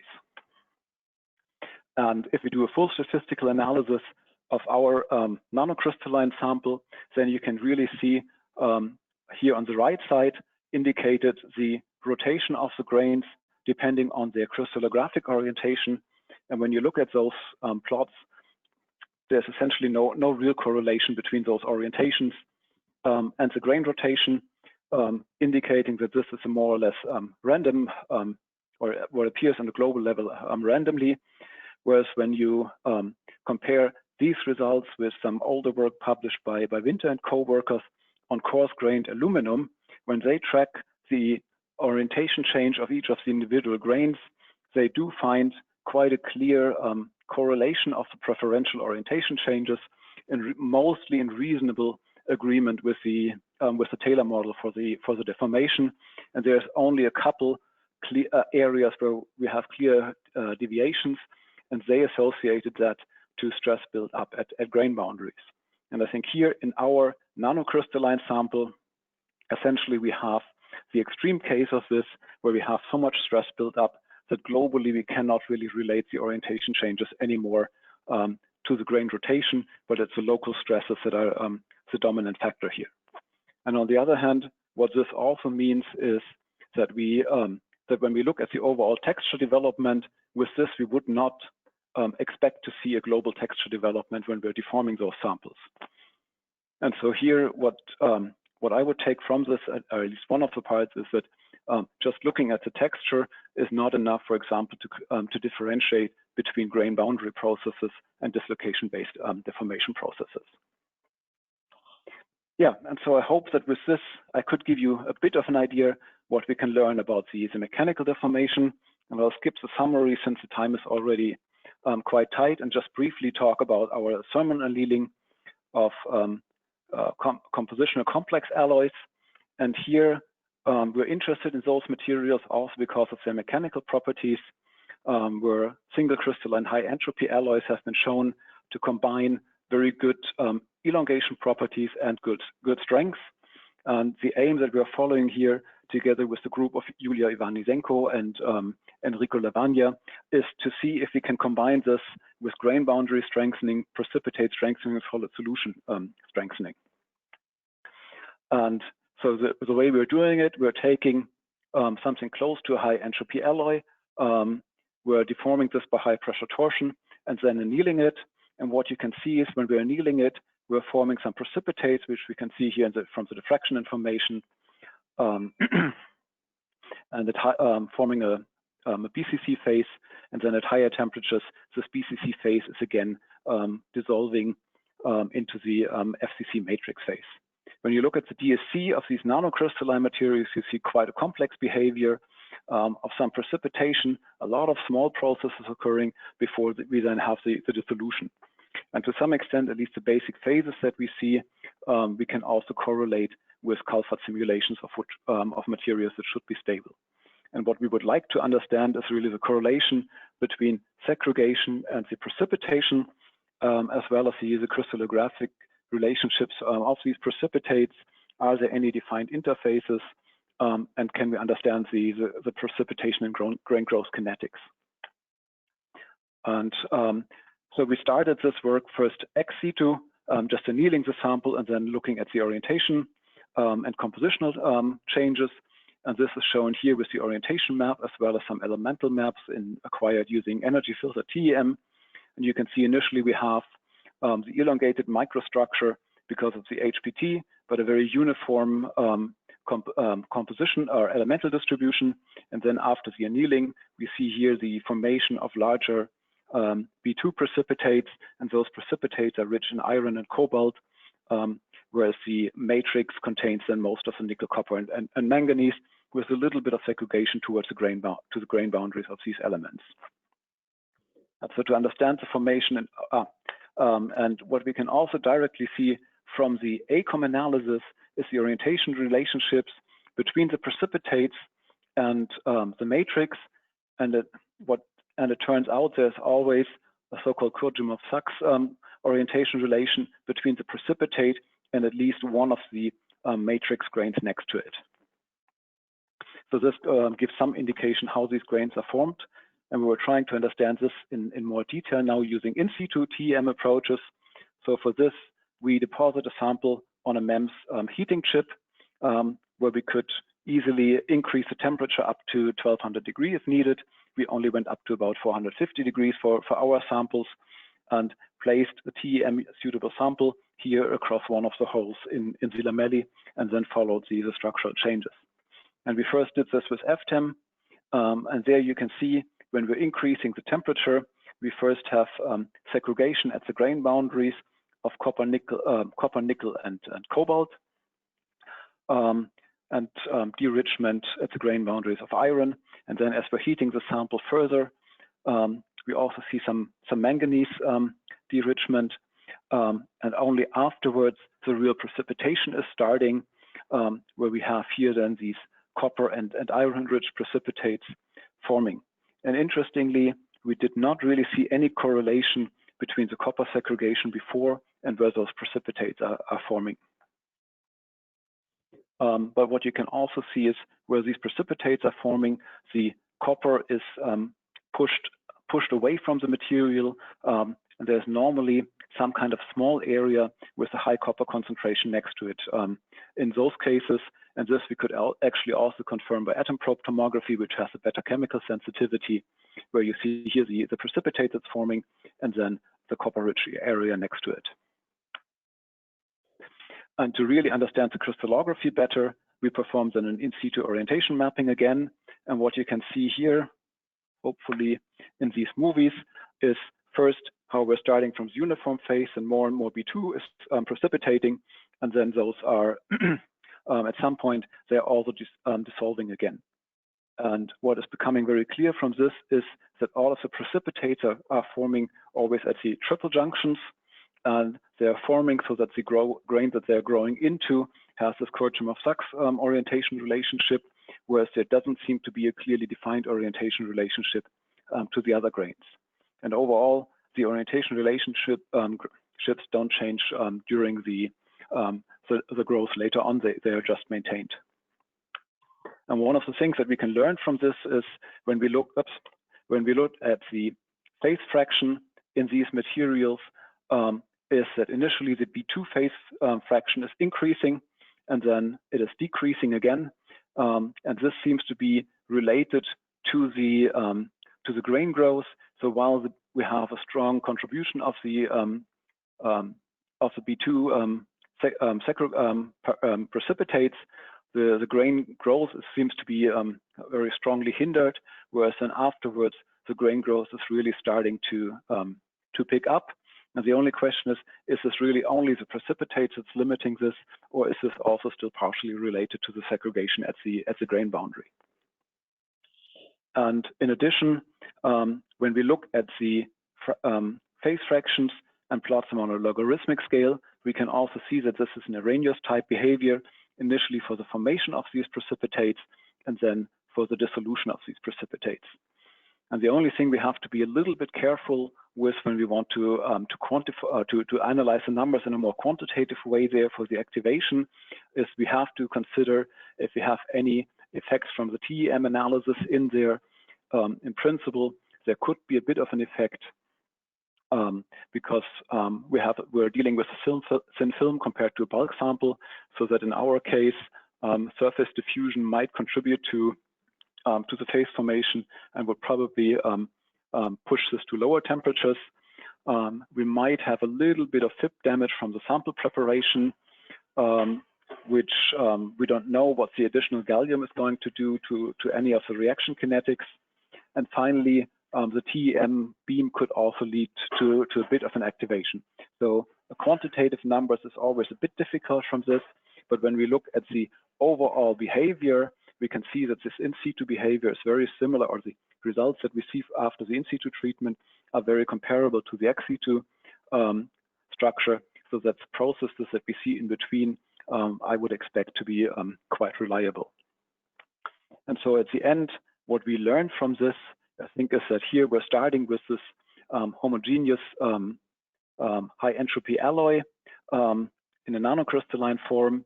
Then we see the segregation towards the grain boundary. From there, we have the precipitate formation at the triple junction. And with this, we're pushing out the copper, leading to copper segregation somewhere in the vicinity of these precipitates. And all of the precipitates show the Kolchinov-Sachs orientation relationship with the matrix. Yeah, so I think this did help us quite a lot to understand the materials. And with that, I'm more or less at the end, but I want to briefly point out what I would really consider now from the methodology point of view, the most important aspects, why the orientation mapping is so helpful for us, similar to what I said in the beginning. So we do have nanometer spatial resolution but for a statistically meaningful area. We looked at the precision for the orientation determination at the grain level, and this is definitely well below 0.2 degrees. And with this, we can really quite accurately quantify grain sizes, texture, special type of boundaries. We can define the local phases and combine all of this with the in situ techniques. And the only thing which I didn't mention, but at least want to very briefly point out, once we have overlapping grains, this quantification can become quite a bit more difficult. At the grain boundaries, this is quite obvious, but in some samples, when you also have small grains sitting underneath some larger ones, this can lead to some local variations which we need to get around, either by preparing samples the right way or by pushing our analysis to exclude it. But I have not really talked about this here in this presentation because those samples are, at least on our scale, already relatively large grained, so that we have fairly clean projection structures in most of those cases. Yeah, and with that, I'm at the end and would just like to thank the people who did the actual work here. And this is Ankush Kashiwa doing the mechanical deformation, and Lakshmi Mantar, who did all of the thermal annealing, and they are partially supervised by Andrzej Matsilkin in my group. And I would also like all of our to thank the collaborators for providing the materials and the very helpful discussions, especially also to Muriel and Edgar for their feedback on the orientation. And thanks a lot for your attention. Thank you very much, Christian, for the nice presentation. Now it's time for questions that I remind you, you can type in, you can send it to the general audience or the organizers. Yeah. Vinash, you want to lead the session of questions? Or Prakash? Yes. Yeah, thank you very much, presenters, Professor Edgar, Professor Veron, Professor Kubel, for such an informative presentations with full of knowledge, data, and everything. I'm sure attendees would have definitely benefited by your expertise and all the information. So now the session is open for question and answer. As said earlier, please type your questions with the presenter's name in the chat box given here. We will take the questions as we receive, and whatever is left unanswered, we shall get back to you by email answering them. So as you start writing your questions, I already have got 2 questions. The first one, unfortunately, name to whom to address was not written, but let me give it to Professor Edgar. Can the scan be done after tilting the sample to particular zone axis? Professor Edgar. Yes, the answer is absolutely yes. There's a strong feedback here.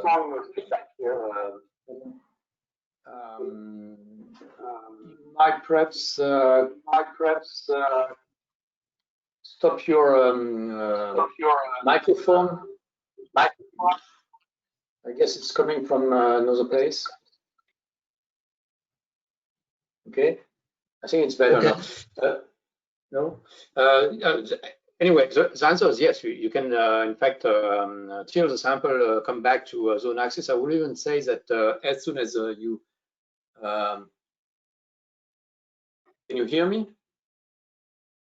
Yeah. Yes.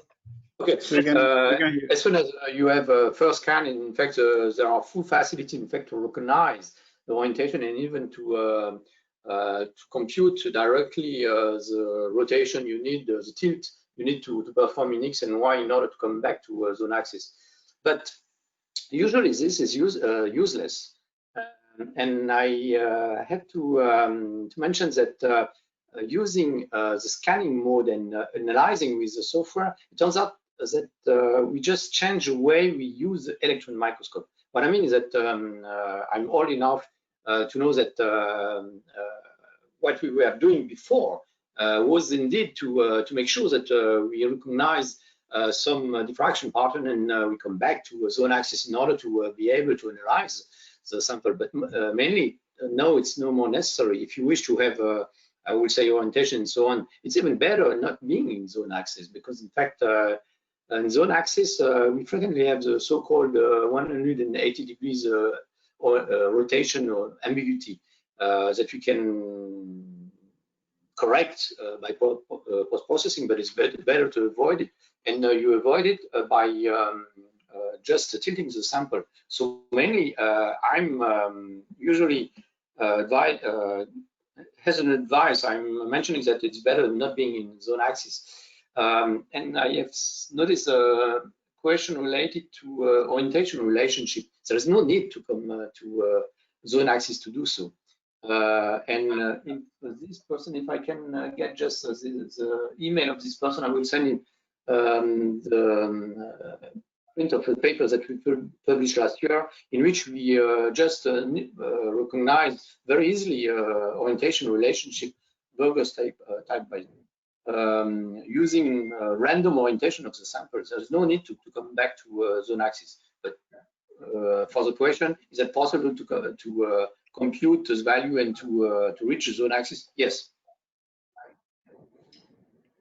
Okay, all right. I mean, so I hope, Dr. Ram, you must have received the answer now. If you have any further query about it, you can drop us an email and we can take it up later by email.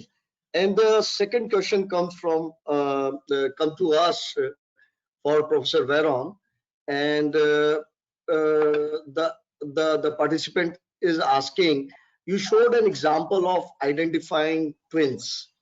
Now, is the technique capable of identifying inversion domain boundaries, for example, in polar materials such as gallium nitride?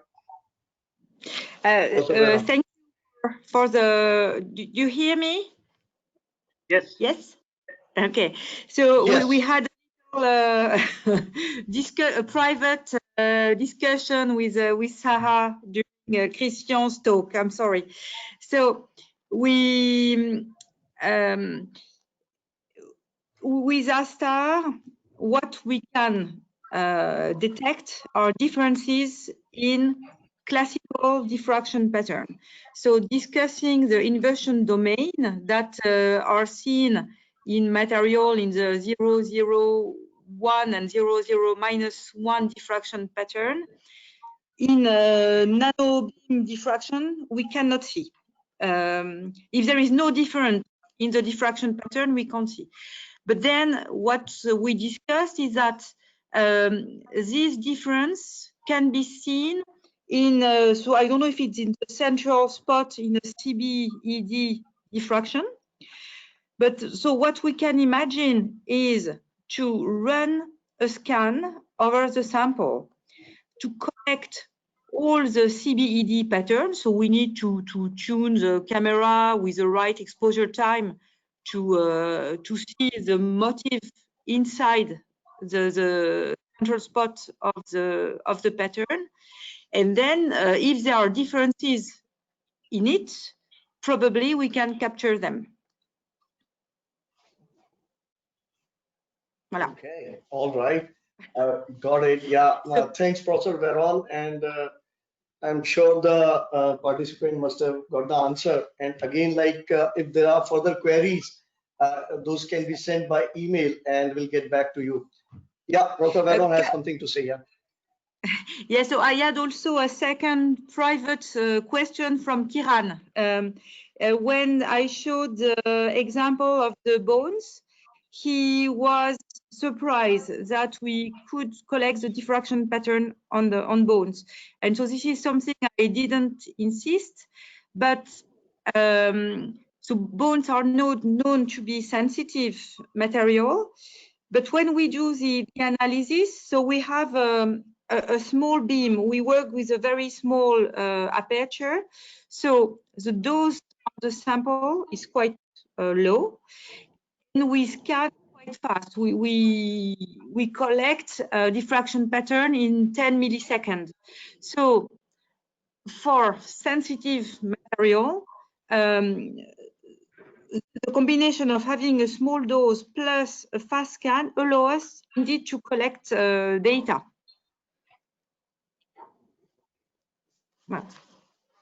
Okay, all right. Thank you. So all right, okay. So there is another question that I got from Dr. Kiran, and that is for Professor Kubel, though Dr. Kiran is asking, could any one of the speakers throw some light on the in situ liquid gas TEM with ECOM mapping? Probably we should have Professor Kubel answering this. Yeah, thanks a lot. I think in principle, the orientation mapping is very well suitable for also in situ liquid and gas work. The in situ gas would be extremely straightforward.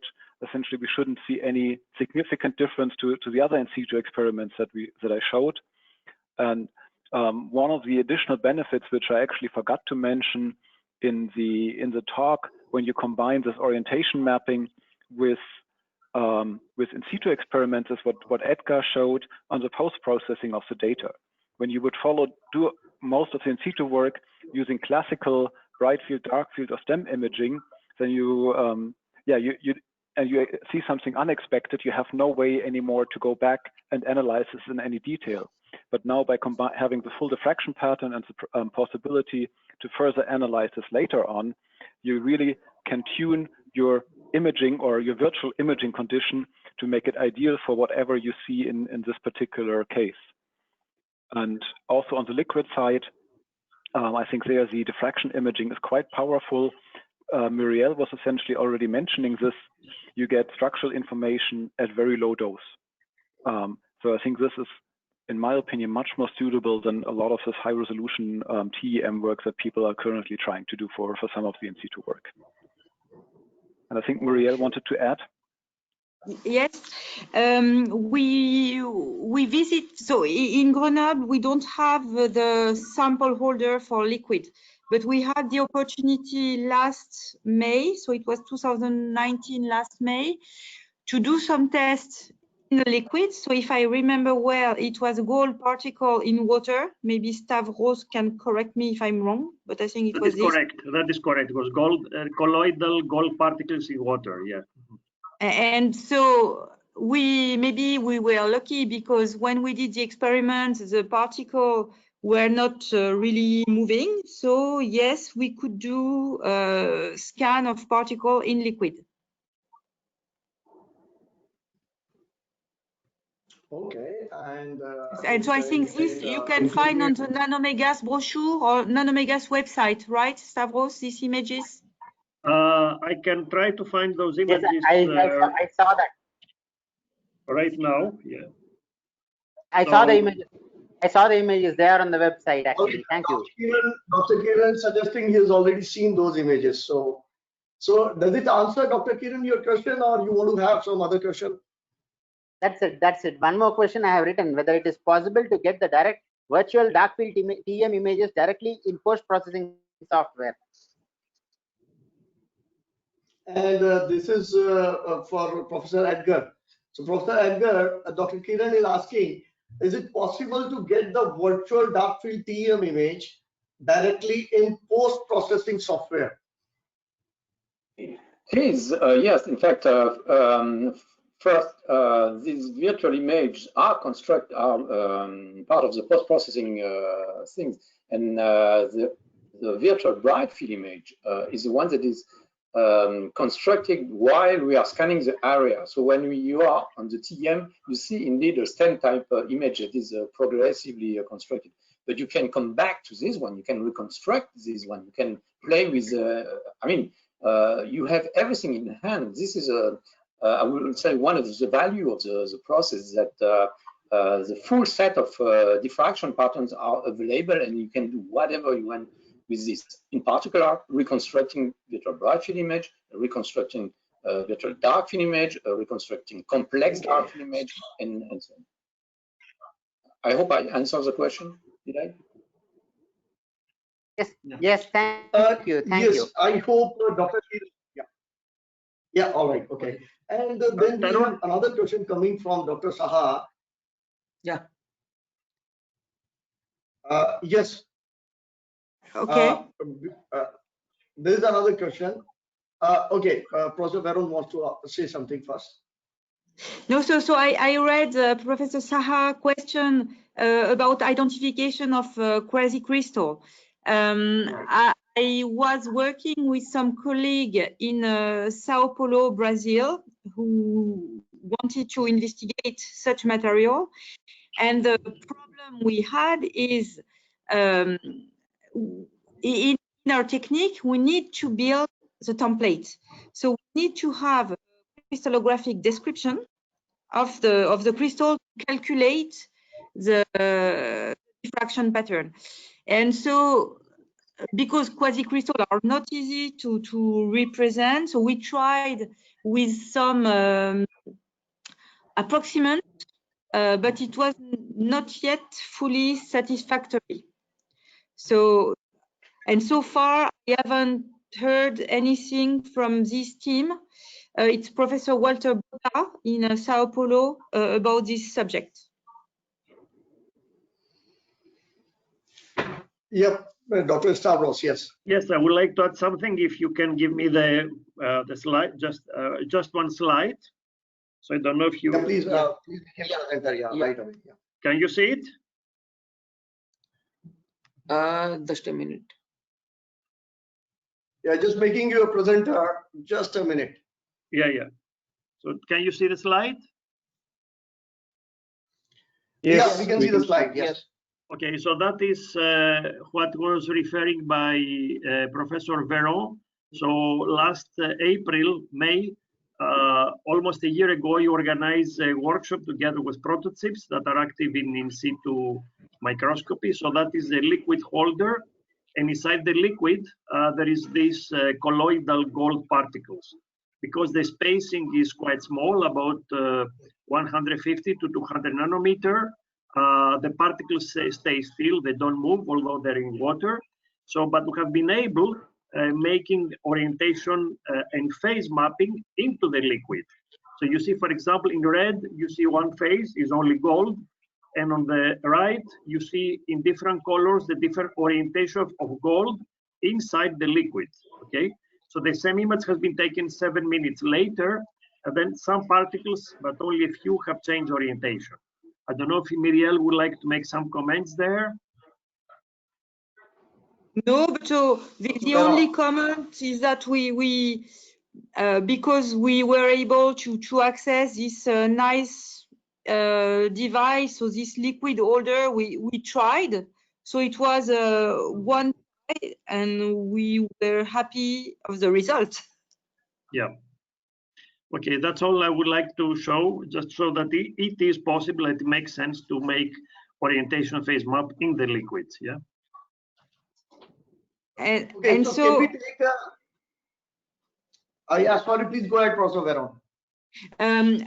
what is not shown in this nanomega document is for me. Okay, so I don't know if the nature of the liquids will have much impact, but the quality of the diffraction pattern of this 20, 30 nanometer gold particle through the liquid was quite good. So, okay, it's not, it's quite small lattice parameter and so on. I don't know what it will give when we work with a much larger lattice parameter, but that was diffracting well.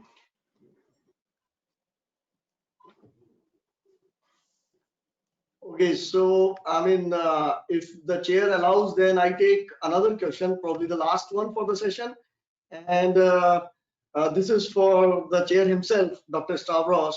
Dr. Kiran is asking you, could you say a few words about the identification of crystal structures from pharmaceutical drugs using 3D ADT? Yeah, so this is a bit different topic, absolutely. So it is possible using Precession diffraction and a special software to analyze, let's say, pharmaceutical crystals. The problem pharmaceutical crystals, the challenge, let's say, and all type of organics that are very beam sensitive. So you have two choices, either working with cryo techniques, or if you want to avoid cryo techniques, one alternative would be to use direct detection cameras working at extremely low dose. Or of course the combination, direct detection cameras and working in low dose and cryo, okay? So having this, then you can tilt your sample, normally every degree, plus or minus 70 degrees preferably, because all those crystals are low symmetry, means monoclinic or triclinic, so it's important to tilt as much as possible. You can tilt every degree stepwise, or you can tilt continuously. And of course, it's very recommendable to use Precession for this, because you can get much better intensity. So once you tilt, as I said, or continuously or stepwise with Precession, that's the first step. Then you collect the intensities, usually about 2,000 or 3,000 intensities. The software can do that automatically for you. And then you can use same type of procedures like in X-ray diffraction. So once you have the reflections, use same type of software, and then you are able to first of all find the unit cell, and that is already 50% of the of most of the questions that are asked. I mean, what's the type of unit cell I have in this crystal? Then it is possible to find the symmetry, because from the extinctions you can see what is the possible space group. Once you localize the space group and the symmetry means and the unit cell, you can index all those reflections, and then you try to solve the crystal structure. Solving a crystal structure is not press button, but I mean it is. We can offer a training how to do that. We can offer specialized training. Yeah. So it is very rewarding, because having a microscope, even 120 kV, you can solve crystal structures of, let's say, 100 to 100 nanometer size. You can have very small crystals that are impossible to solve using X-ray diffraction, because even with a cyclotron, you have to go to crystals that are micron size. So with a microscope, you can go to 200, even 100 nanometer crystal. You can use our technique. Yeah. So that is, of course, a first reply. Of course, I can speak hours about this, but let's say this is the answer. Yeah. Yeah, thank you, Dr. Stavros, answering question in detail from Dr. Kiran. And this probably brings us to this closing moments, I guess, for this webinar. And on behalf of Nanomegas and Technos, I first thank you very much to all the three professors, Professor Edgar, Professor Veron, Professor Kubel, for very informative time, sparing your very valuable time for all of us, giving us so many informations. And we're looking at the response. I mean, I apologize for some of the technical problems that some of us would have faced in between, some eco problem, something like that, because this being the first time we have arranged this. And but with looking at the response, pretty good response, decent response that we expected. We would like to say that we keep on arranging similar webinars time to time, looking at this good response. So we'll do this in very near future, time to time. So if chair allows me, I thank you once again with big applause to all the presenters, to all the attendees. Thank you so much. Thank you very much. For your time. Yeah. Thank you very much. Thank you. Thank you. Thank you. Bye. Thank you. Bye-bye. Okay, bye. Bye-bye. Bye. Bye. Okay, bye. Or you can turn on your camera that we can see you. There it is. I mean, see. Yeah, that's when I see you. No, somehow my camera is off. Somehow my camera is not being able to be on. This is Avinash. This is Tarun. You remember me? You remember me? Bye-bye. We met once.